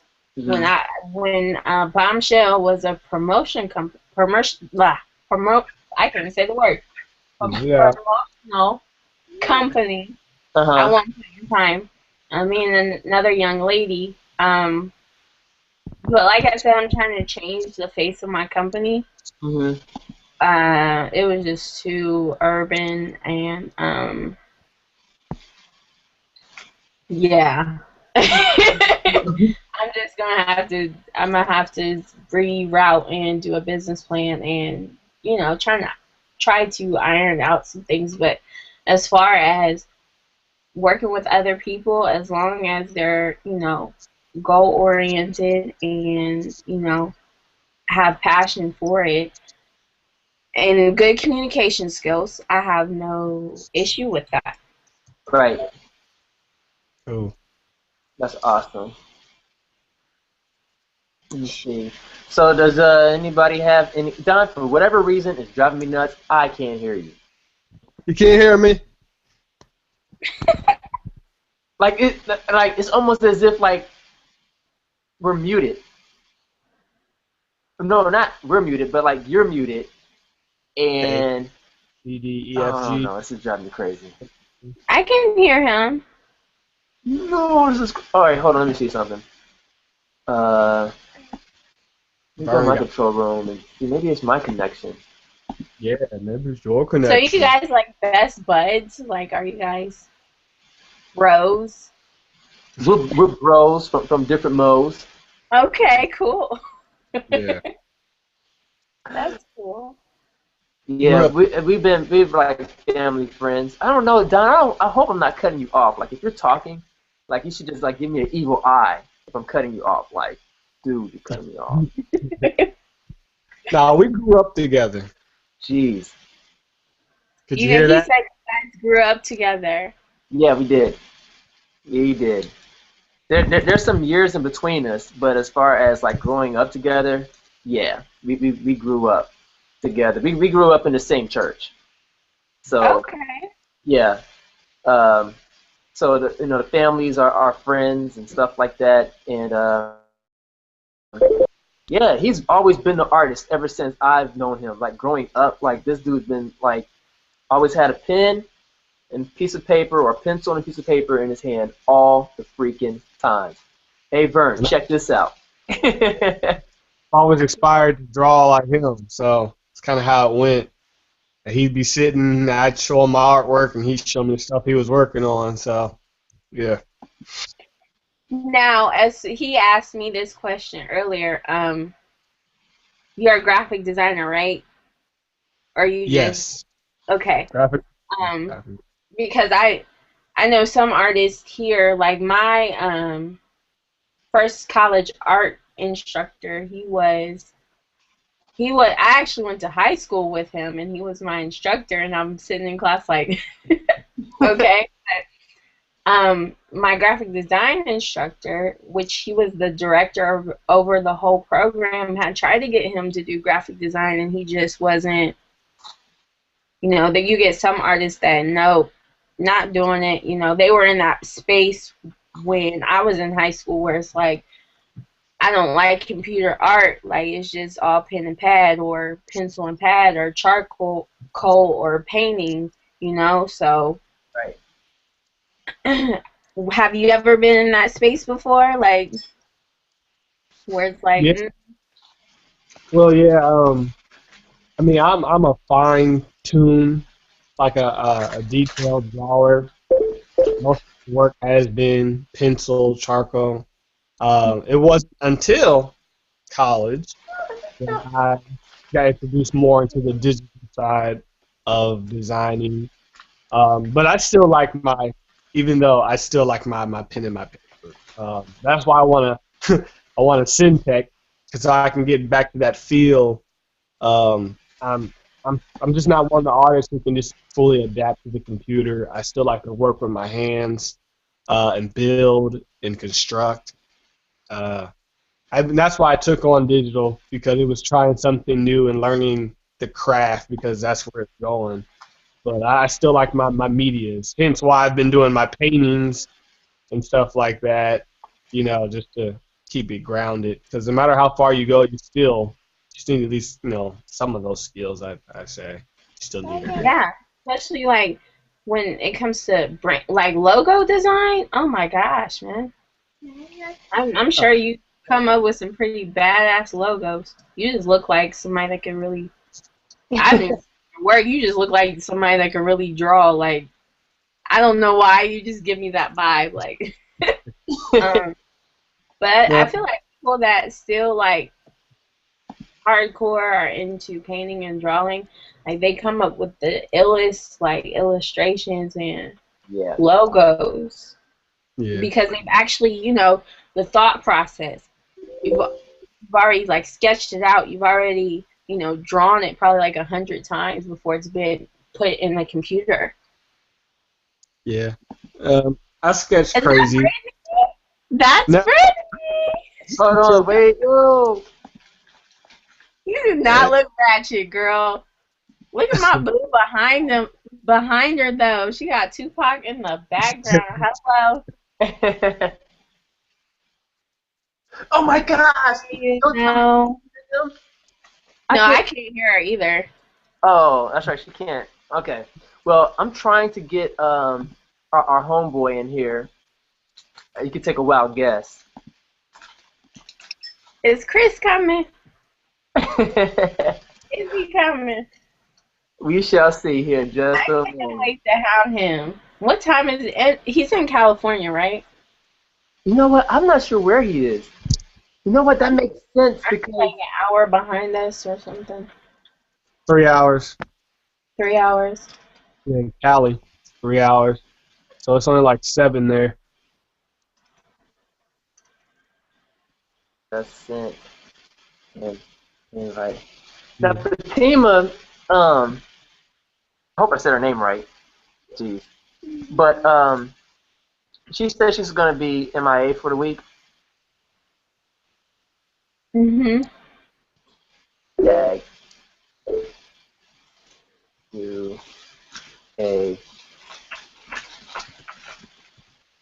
You're in your little message. I'm gonna restart my computer and I'll let you know when I come back on so you can call me. Okay. That's Brittany. Okay. Yeah, because she said she would be right back. Okay. Cool. Man, Don, I don't understand why in the world I can't hear you. That's driving me up the wall, dude. Everybody else can hear me. Your computer doesn't like him, maybe. Jeez. Is that what it is? I don't know. It's horrible. It's horrible because I want.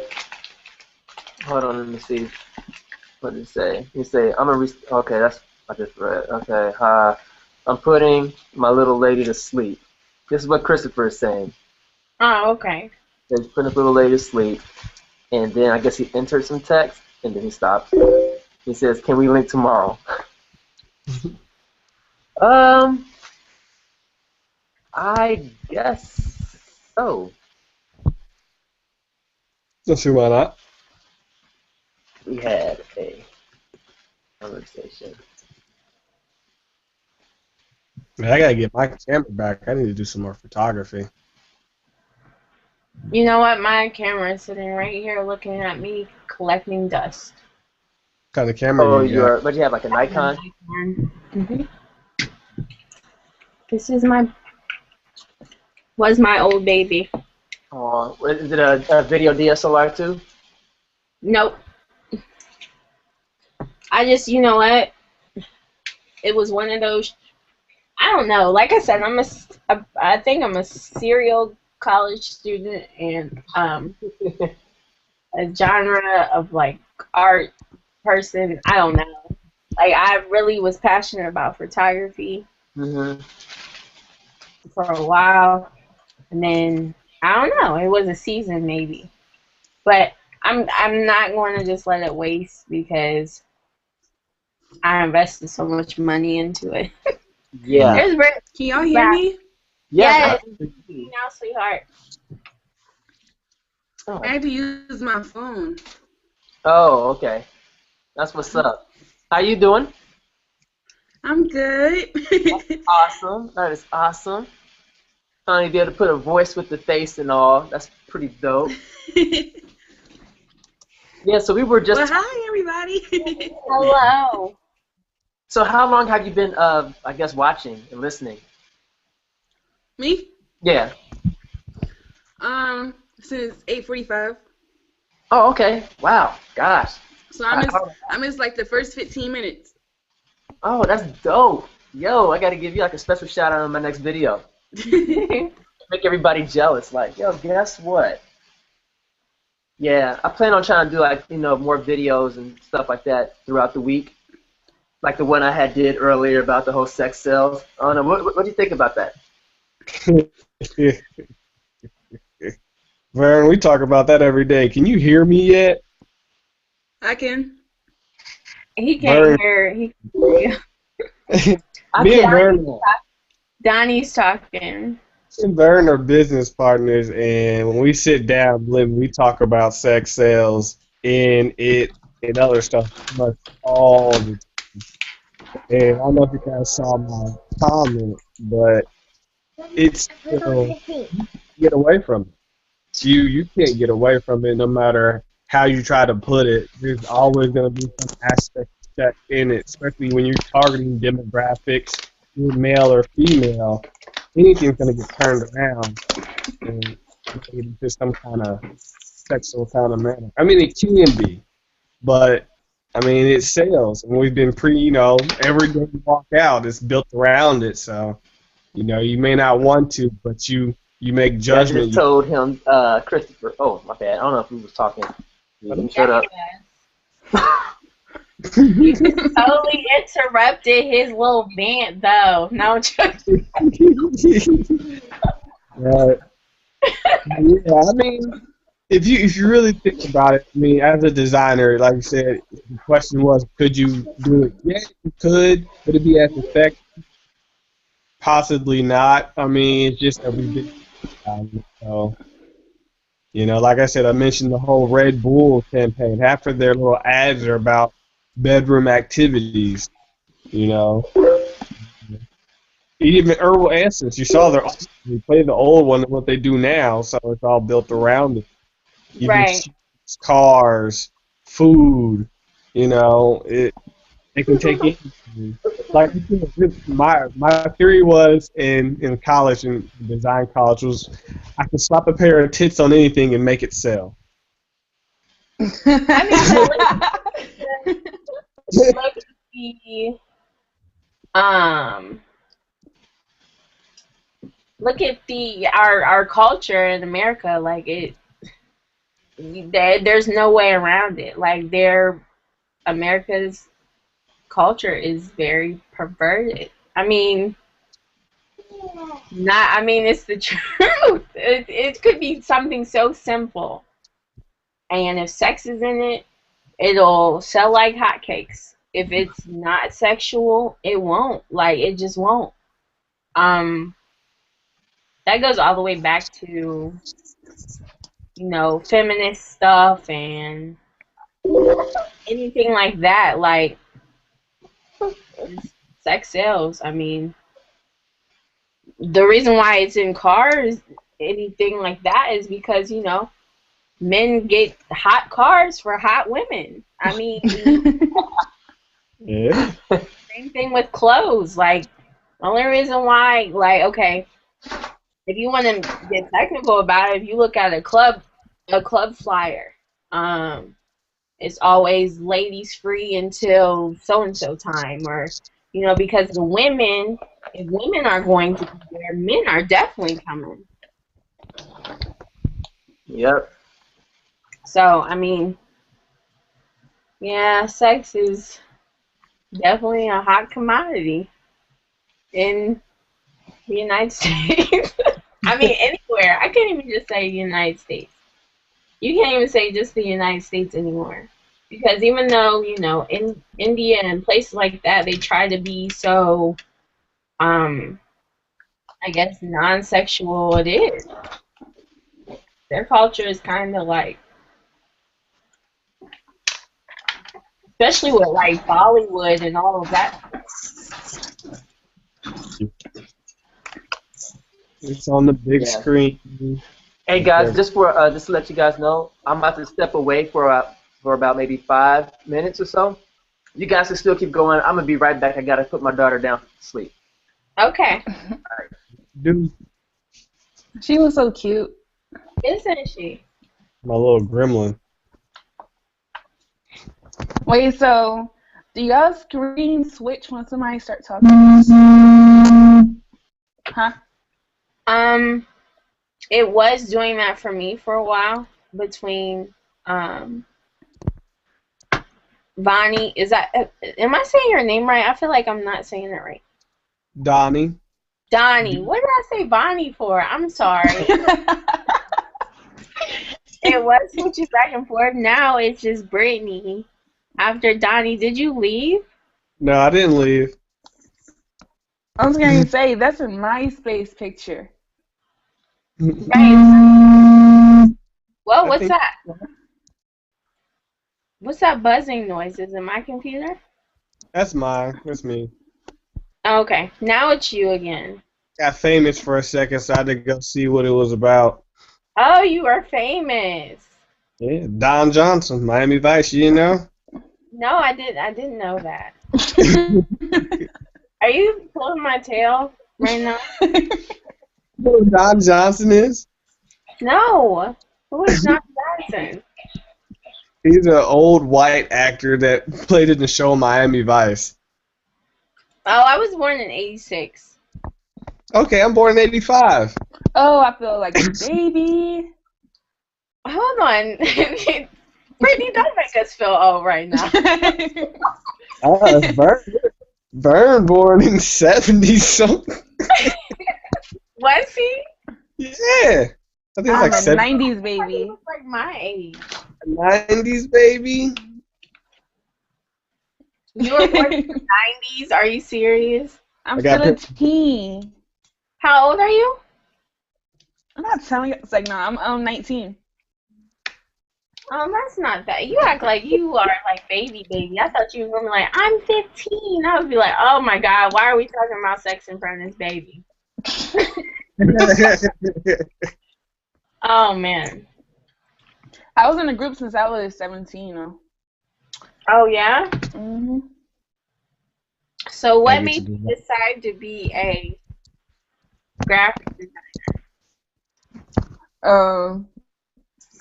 Well, y'all heard about flash mobs in Philly? I'm sorry? Y'all heard about flash mobs in Philly? Flash mobs? Mm-hmm. Not that I know of. Alright, well, basically,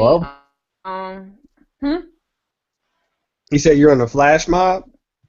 No. I said, did y'all ever hear of them in Philly, like with the teens, and there was a whole bunch of bad stuff. But basically, ever since I was in like 7th grade or 8th grade, I was involved with the whole teen party scene and club stuff. And you know, I was too young to afford to make flyers for like little bowling parties and skate parties and all that stuff. So I started making them my own. But I was always artsy though. Like, I used to attend these workshops at Moore College of Art ever since like 1st grade. So it's life. Art is life. So what's a flash mob? Is that like a gangsta?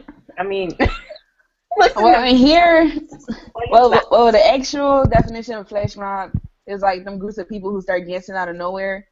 But in Philly, oh, okay. In Philly, it got a new term because there was a whole bunch of teenagers in groups. So it was like hundreds of groups, of party groups, of like teens, and when they got together, like via MySpace, when it was popping, via MySpace and Facebook and all these other social networks, it would be like thousands of teenagers at one place, and you know that was gonna cause drama. So a lot of stuff happened, and like a lot of places got shut down and a whole bunch of that stuff. So the term flash mob is bad in Philly. Wow. Yeah. So like a whole that was the culture then. Yeah, basically. Yeah, we have nothing like that here. Where are you from? I'm from Ohio. I live in a small town called Springfield, Ohio. It's right outside of Columbus and Dayton, Ohio. Where is It's where Ohio? the Simpsons show takes place. Oh no. Isn't that like by Rhode Island or something? Yo, why do y'all always think we are Mario? By Rhode Island all the time. Like, no. Or Iowa. Look, last time I was in Syracuse, this dude was like, "You right next door, dog. You right next door." I'm like, "No, Ohio is not right next door. We are stayed over." Wait, I'm about to look on Google Maps. Okay, Philly is like on the other side of us. Well, not really. Cause okay, Yeah, we're Oh, like right 20 there. hours. yeah, like we're not even close to you. I mean, it doesn't take that long to get there. But yeah, we're not next door. Where's Brittany from? She's from Philly. Philly. You said Philly? Yeah. Oh, okay. Where are you from? Cincinnati, Ohio. Okay. So I just Yes. found out Ohio was next to Pennsylvania. I thought it was like by New York or by Rhode Island or something. Like we're not even as cool as you guys. Like you guys get the cool stuff. Like, Philly is 5 hours from Cincinnati. I'm thinking from Springfield, it's about maybe 5.5. yeah, it's not that far because my dad's a truck driver, so he works mostly on the East Coast, so I've been like to New York and Philly several times. Yeah. Yeah, I lived in Rhode Island for about 2.5 years and came back to Cincinnati. Cool. So is it warmer in Ohio? Girl, bye. Our weather is bipolar. You hear me? Like we don't know if we want to snow 1 minute, be sunny 1 minute, or I don't know why it's like that either here. Like it's just crazy. Our weather. Although we got the Great Lakes above us, and we got the Atlantic. So I mean, it's just the Gulf. We right there in that mixture. Right. Winter one day, summer the next. Right. Oh, y'all so close to Canada. That's cool. 4 hours. Is it? Is it cool? I've never even been to Canada, but I know my folks in Detroit, like, I know they've been to Canada before, but I've never been to Canada. Walk to Canada and they up in Detroit. Right. That's where my dad's from, so you know his family they It's can go nice. shopping in Canada. Happy up there. Mhm. Been up there a couple times.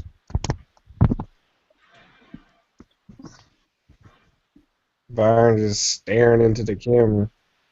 Is he making pictures in the camera? Can he hear us? Does he see us? I can. Who? Don? No, you.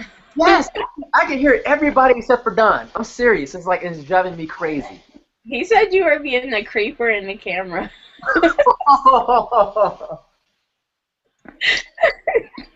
I'm about to get back on from my computer. Nice. Okay. All right. So I have to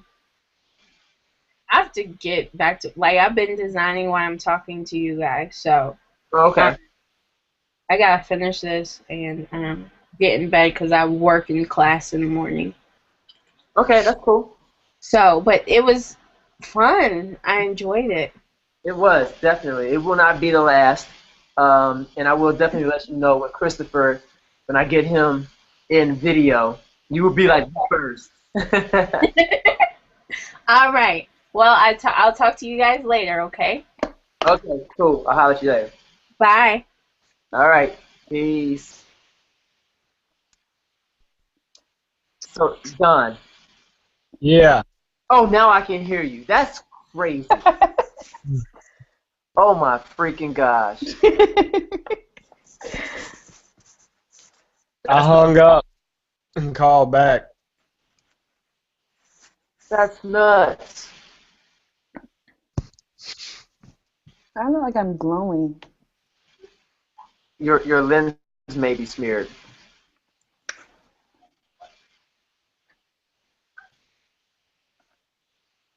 Did we lose one? Mhm. Yeah, she said that she had some more work to finish, more graphic work, and then she has school in the morning and stuff. Oh, school. That's Yeah. I can't wait till I leave my job. What do you do? I'm a graphic designer. Oh, so you actually work for like a graphic design company or for yourself? It's actually a print shop, but I get paid BS. Dang. Yes, like I don't even get commission, and the pay is like so horrible. And like the amount of work I do there, if I was doing that same amount of work outside, like if I could get the same clientele, Right. I would have so much money. Because I knock out like probably 7 things a day, and I only work there 7 hours a day. Jeez. And I do obituaries, flyers. I do a lot of baby showers, Right. banners. I do everything there. That's crazy. So, I mean, are you the only one that's doing the graphic work there? No, there's other graphic designers there, but I'm the fastest person. Man. But then again, like the work I do there, I don't put too much of an effort into it because like I'm not getting paid enough, so I put the same kind of work in detail into the work Right. here that I do outside of work. Right. Yep. Well, I don't know, as I stated before, I don't know if you had caught it. Well, of course you did, because you were listening the whole time. But yeah, like I just work for myself uh, with Don. And my mother, she's like started her own company actually. And so she wants me to do graphic work for her. So I'm like, all right, you know how family can be from time to time. But just trying to build that up to where I ain't gonna say buy out her company because I can't. I don't think I can.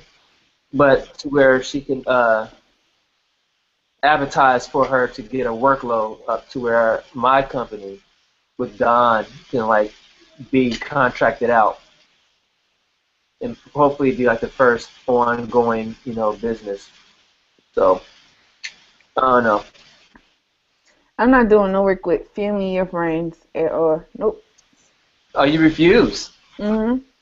And like even my dad, he has like a bar and stuff, and he asked me to do stuff, but um, I charge him too. All right. I was wondering if that was Gremlin around. So you got the Adobe programs? Yeah, I know Creative Suite, but I only have CS6 for Photoshop and Bridge, and everything else is CS5. I'll Wait, get I'll get CC eventually. so are you a student? No. Do you still have your student email address? Mhm. Well, then you can sign up with Adobe and get their CC version, pay $25 a month. For how many? I mean, for how much? $25 a month. I thought it was $20 a month. I know it is 20. I'm sorry, 20. I'm calculating the tax or whatever. But yeah, it's less than 25. Yep, and it's well worth it.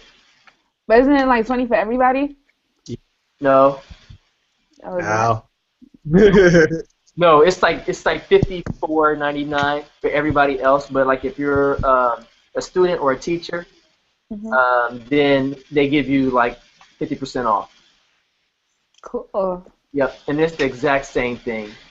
But it's awesome. I think they just had a major update last week, and it is ridiculous. Like I don't know how well versed you are in the different software Mhm. packages, I guess, software that they have, but outside of Photoshop and Illustrator, they have phenomenal software pieces.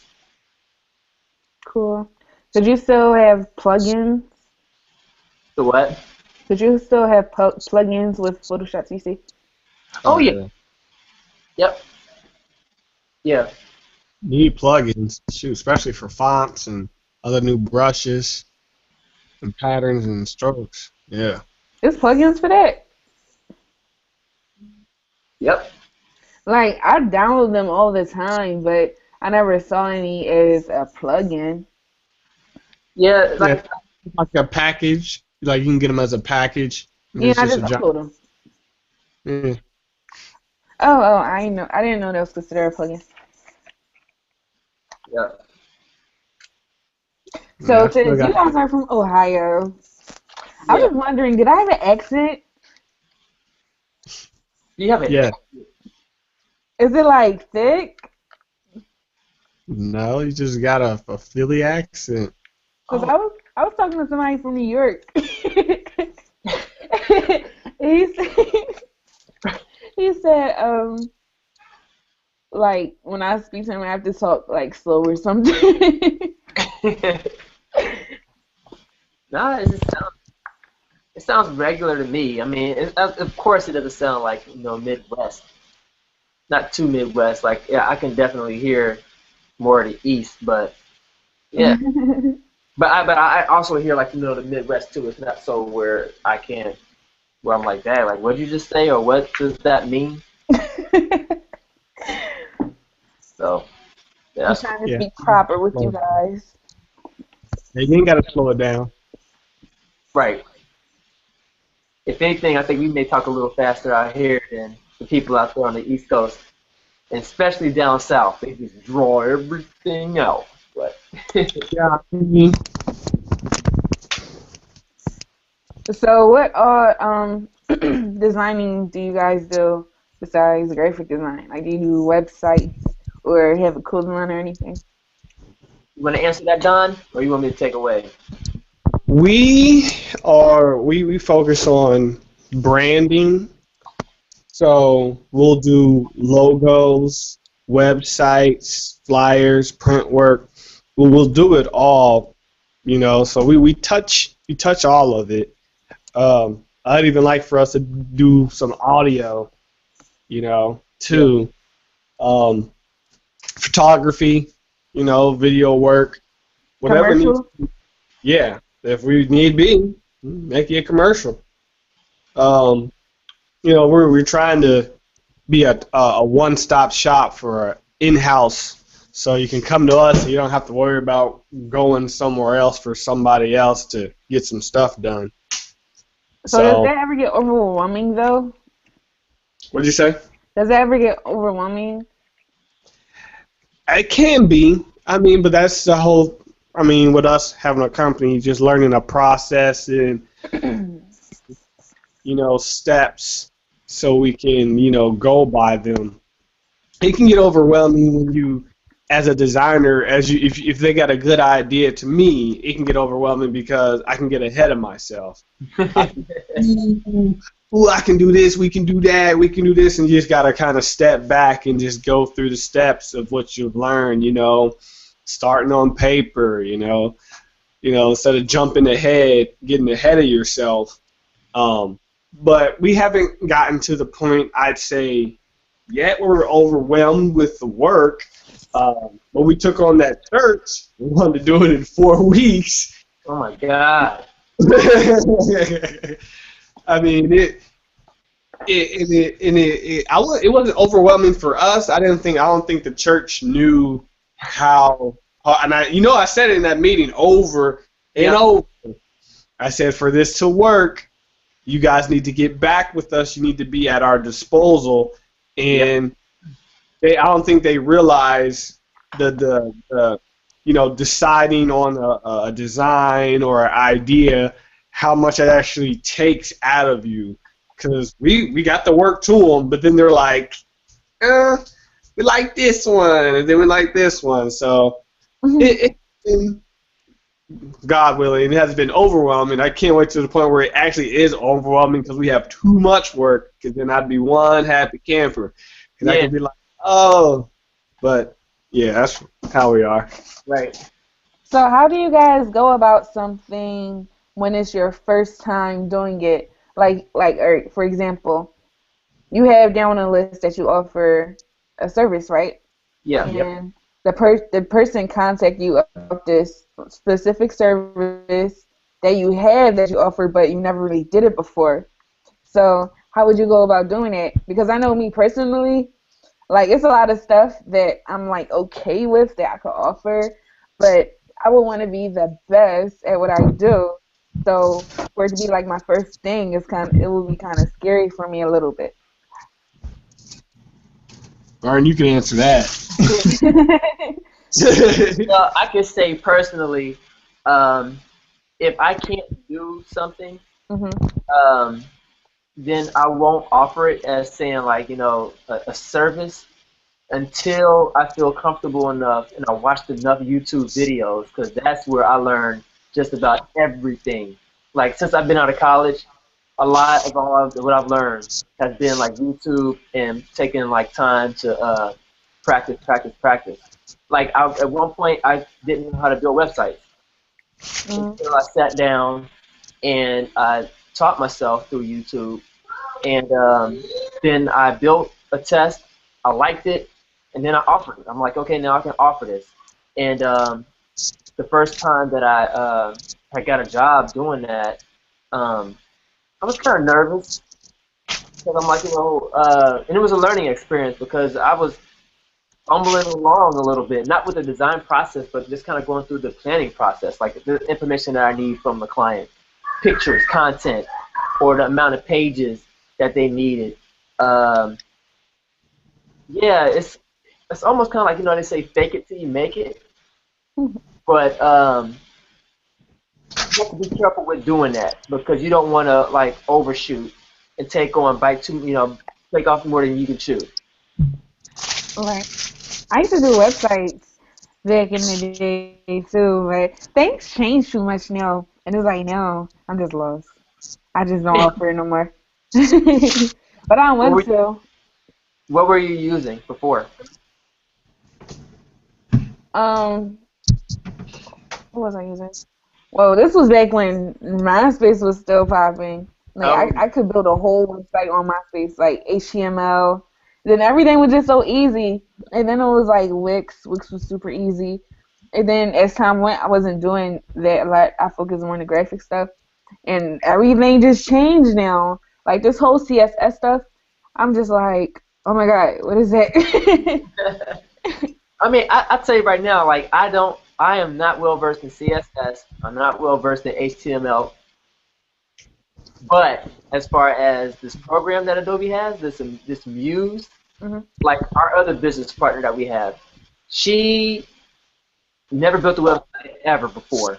But I gave her like maybe 3 YouTube videos to watch, and she's building websites with this program that Adobe offers, and I'm watching her grow. Like she's doing some things that I'm like, how'd you do that? But that just goes for to show that if you have a passion, a drive, then you can go from 0 to 100. It's just a matter of how you how bad you want it and the timeline in which you want to get there. Set some goals. Yeah. Right. I didn't know anything about. I knew HTML. I knew CS Styles was out there, and I literally watched about 2-3 hours on YouTube about it, and then I played with it, I messed with it, and now I'm a CS Styles expert. A lot of those little things that make the website pop, like accents and accordion menus and all that little stuff that's in there, I know where to look because it's really just a map. You just gotta learn the mapping of CS Styles, and once you know it, you're like, okay, I want to add this color here, or I want this action to do this. It's just knowing where on the map to look to get into those options, because that's really what it is. And once you get in there, there's all these different settings, but it's pretty simple, pretty straightforward. But it was just learning that mapping. So I took a website project I did, and I learned it. I turned in the project late, but once my professor saw it, he was pretty happy.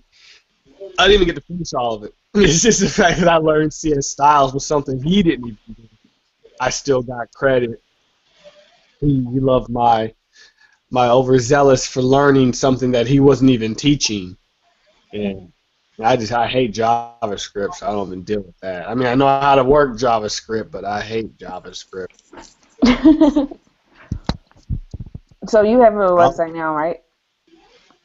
What'd you say? I said, so you have a website now, right? Yes, we have a website. What did you use to build it? I think he used Muse to build the website. Like, I understand using the programs and stuff. Like, I have Dreamweaver, but I never understood how to actually get it on the internet and make that demo website and stuff. I never understood that part. What you gotta do, you gotta actually buy a domain. Yeah, I got that, and I got hosting, and I got the program. You know, it's like, how do I get it there? You got all the folders lined up, and then you make it live. So you go into your hosting. It all depends on who you're using, because like WordPress, I hate WordPress. Yeah, I'm trying to find out the WordPress. Yeah. If you're just hosting it, yeah, then you gotta upload it and make your site live. And it's different, like I said, depending on kind of sometimes who you're hosting it through. Because WordPress in itself is meant for like your client to design their own website. You know, you can upload into it, but it has its own editing features. Learn that the hard way. But yeah, I mean, there's several different ways of going about it, and you kind of go what you're most comfortable with. And as a designer, sometimes you're gonna have to manage that website. So sometimes, you want to more money. Because honestly, I'm thinking about just having my domain going straight to my Facebook, my like page. No, I mean, it could be like your portfolio or something. Yeah, because it's like right now my website goes to my Tumblr, and it has my work, but I haven't updated that in a long time. And then it's like I'm on Facebook all the time. Whenever I do some new work, I send it to my Facebook like page. Well, what you should do is make a Behance page if you haven't. Go on Behance.net, make a profile, upload your artwork, and then they actually have a button to give yourself a professional profile portfolio website, and it's like, I don't know, a couple bucks, and they transfer all your stuff automatically and make a professional portfolio webpage. But just in general, your page already that you have is pretty nice. It's a nice looking page. I send people to that all the time from myself. We got one for our company. We need to update it, upload some new stuff. I mean, I haven't got a Deviant art page. I need to update that thing. But I use my Behance a lot. There's a lot of professionals on there too, and you can actually see how they got theirs and get ideas on how to, feel and look of yours. But there's photographers, and so theirs look a certain way, and there's illustrators, theirs look a certain way. But long as you get your artwork online in some kind of art book looking form. I mean, Facebook is cool, but you can be like, oh, check out my art on my Facebook page. You're only going to go so far with the clientele with that. The more professional you make it, the more professional clients you'll get. Facebook is more to say that I'm connected. I have a social life outside. You do art. You know what I'm saying? So if you actually have a portfolio on an art or a designer-specific website, that speaks more volume than sending people to your Facebook page. Because they're gonna see everything though. They're not going to see just your artwork. They're going to see, I don't know, you went out the night before. You hung out with some friends. No, not my personal page. My like page. Even if, what I'm saying, even if you do have a like page, what I'm saying is it's connected. You have to have a Facebook page to have one of those pages, if I'm not mistaken. Mm-hmm. So they're going to look. You know what I'm saying? Like, if you want to keep it professional and keep everything up front and on the table, have a page for that. But if you know you're just out, you say you met the person, even if you met somebody, you know, you're out at a bar or something like that, having a good time. You guys get into a conversation, it still looks more professional of you to put forward something of that magnitude than like sending them to your Facebook Live page, which is, I feel like it's more of a we have a social life, like showing people to our company's Facebook page shows that there's people who know about our company, so that'd be good for like an investor. So we can send them to our page and be like, oh, you see, we have 5,000 followers, or we have, you know, so it'd be like, oh, so people do know about you, you know, people do know your company, you know. But if I'm like, oh, showing off artwork, I would want to send them to something more professional. Like, you have a smartphone? Mhm. You have a smartphone? Yeah. Can you hear me? With Behance, what it does, there's a portfolio app with that website. Once you download it, it turns all your artwork into a small digital portfolio package on.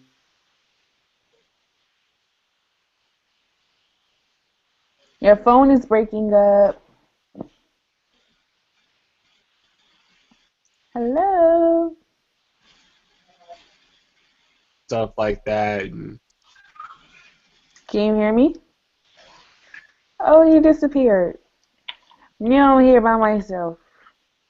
I guess I shall leave.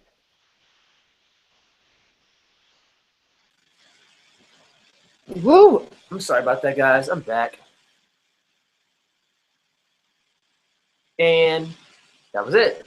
Jeez. Hello? hey, Hey, did she have to peel out? can you hear me? Yeah, I can hear you. Can you hear me? Yeah. My phone's on the fritz and the battery's about to die, so I think it keeps kicking out. Oh. Alright, that's what's up. But yeah, man, like I've been doing this since 8:30. Yeah, I saw. Yeah. So 2.5 hours of great conversation with other artists has been quite the experience. That's nice. Yeah.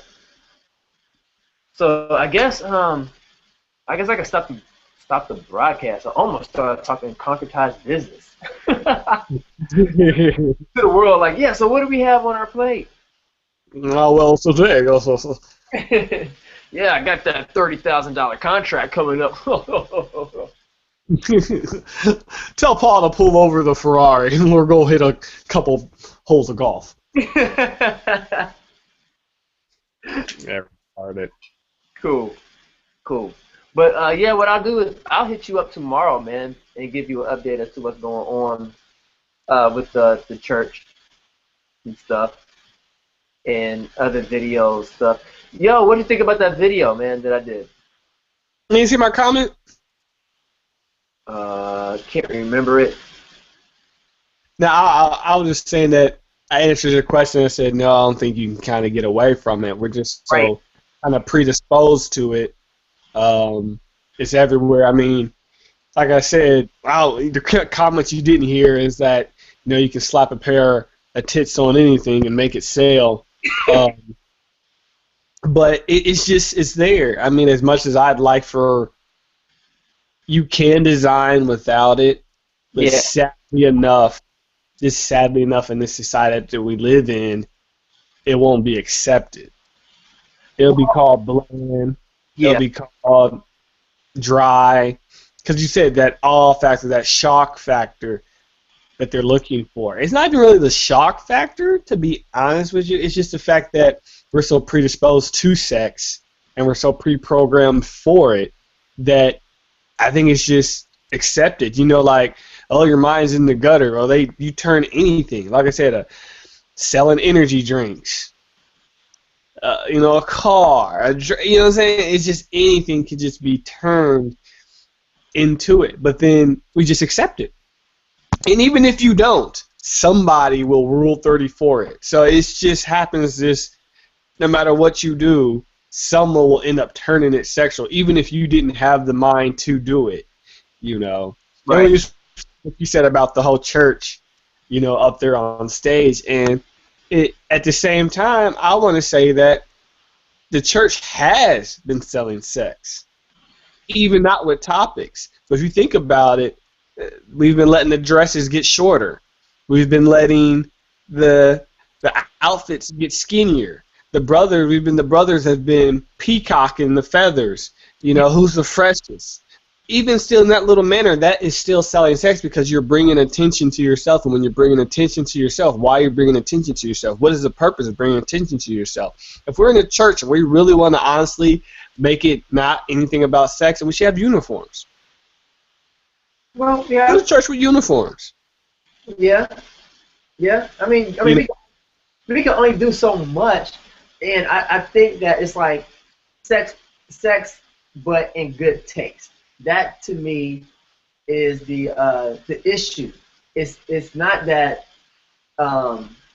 sex is a bad thing. It's like it's a good thing. I mean, like without it, gosh, give us another 8 years. There won't be no more human beings like left on Earth for real. I mean, so it's like we need it to survive. And I think within the church, I think people are scared to embrace it, but in good taste, because it's like you have to be attracted to somebody, you know, within church. If you want a church mate, I'll just say that, then you're going to have to present yourself.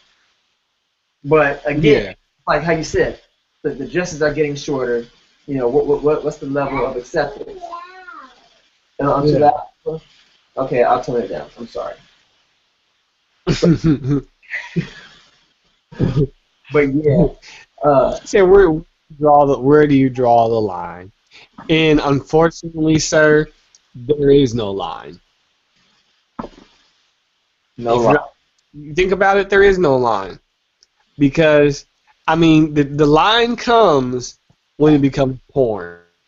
Because that is the line. You got a Skittles commercial. A Skittles commercial. I saw it. Of the honeymooners having sex, and he comes Skittles on her. Yeah.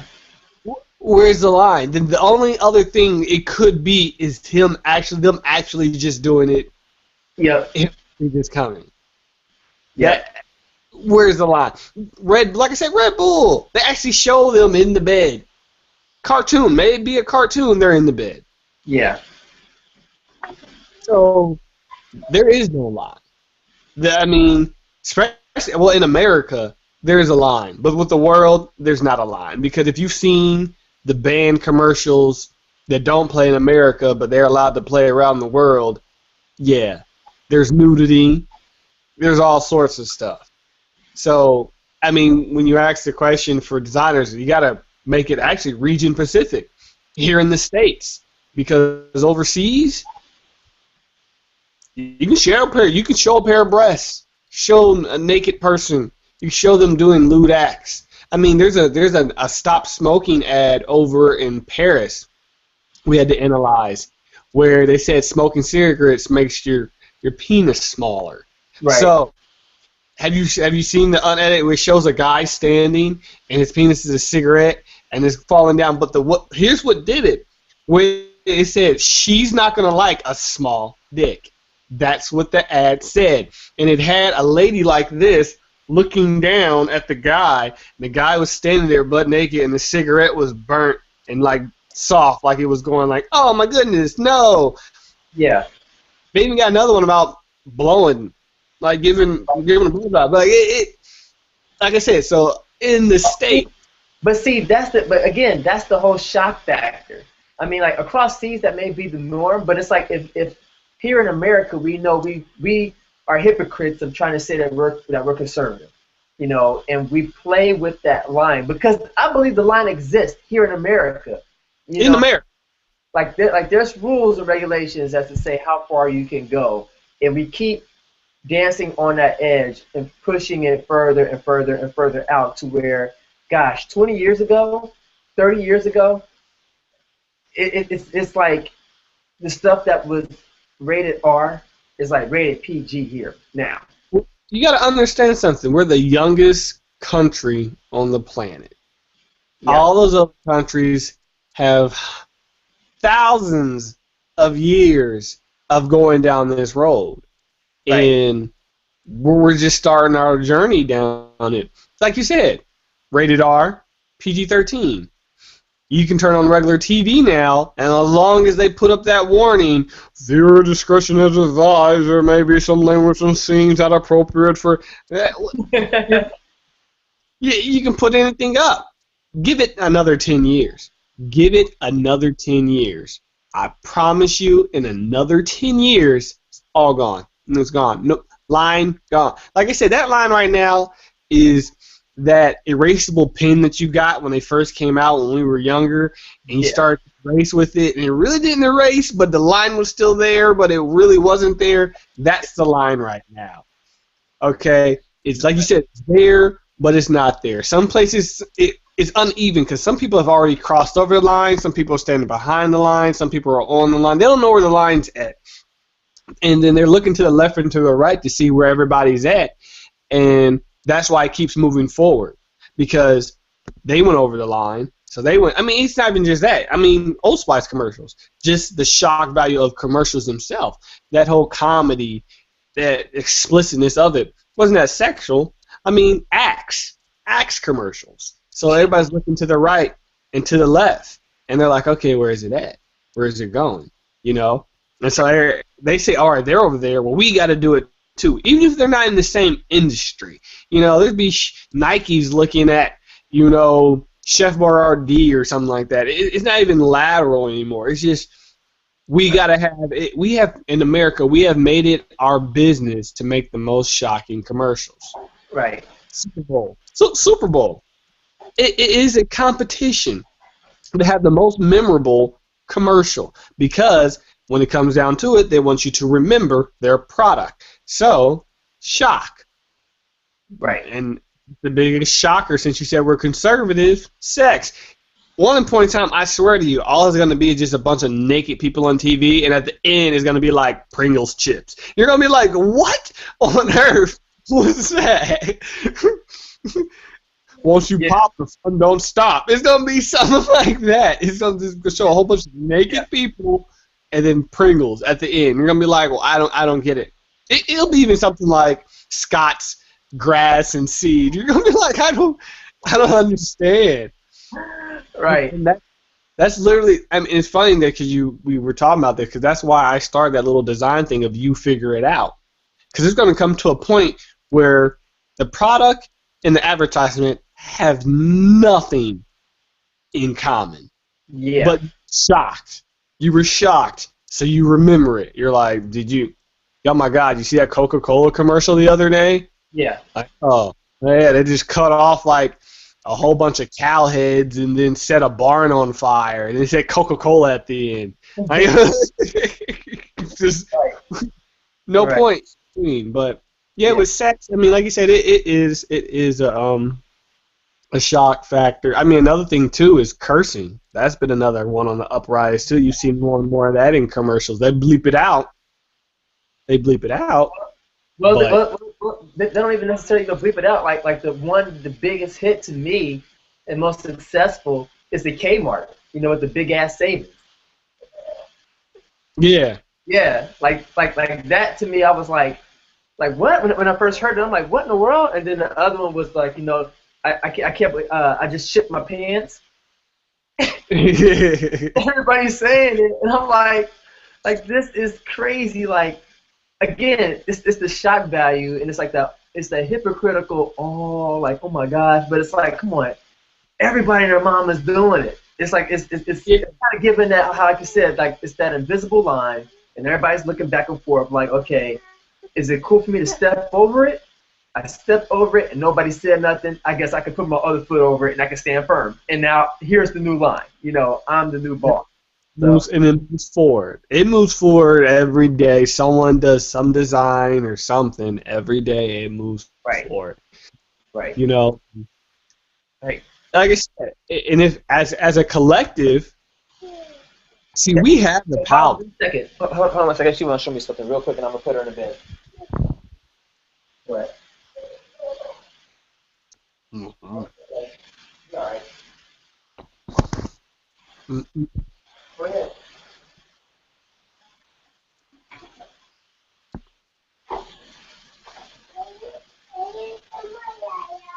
Yep. I'll turn it off. All right. Okay.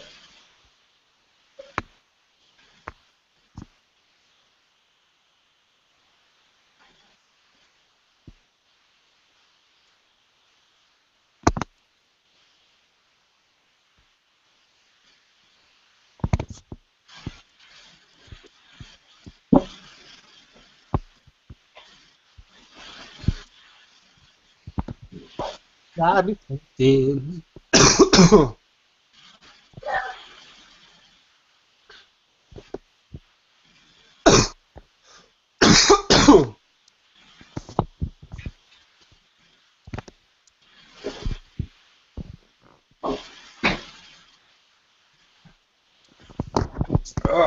All right, I'm back. Rada. Huh? Oh, nothing. I had to get some water. Man, throat's itching. Found out I had bronchitis infection. Freaking doctor gave me 2 cough medicines. One during the day. Oh, okay. Well, the sad fact is they both have codeine in it. He was like, oh, the one during the day is not going to make you drowsy. They both got codeine in it. Right. Okay. Super. You'll be fine. Yeah, right. Yeah. But I'm gonna let you go, man. Like I said, I've got my battery's not charging while I'm on this video call thingy. There it is. Oh, well, But it's been damn, you gotta do more of these. Oh yeah, hey, I'm doing it. I'm real. doing it every week, man. Like I'm gonna do it like at least twice a week, where I can just just turn on the camera, find somebody in DVA group. Hey, give me a Gmail. Let's talk it up. Let's talk art, graphics, and stuff. Cool. I'm down. All right. I mean, Cool. what we talked about like this anyway, so. Yeah. Cool. All right. So, yeah. I'll check you out later on this week. All right, sir. All right. Peace in. Yeah. Okay, everybody. I see that there's still one viewer. Assuming that's Tony Black. Thank you for sticking it all the way out to the very end, and also other people who are watching this video. I know it's like mega long. Gosh, close to being 2 hours and 40 minutes. That is super duper long, but it was well worth it. And I hope you guys will join us next time here at DVA Talk live on air. All right, holla, peace.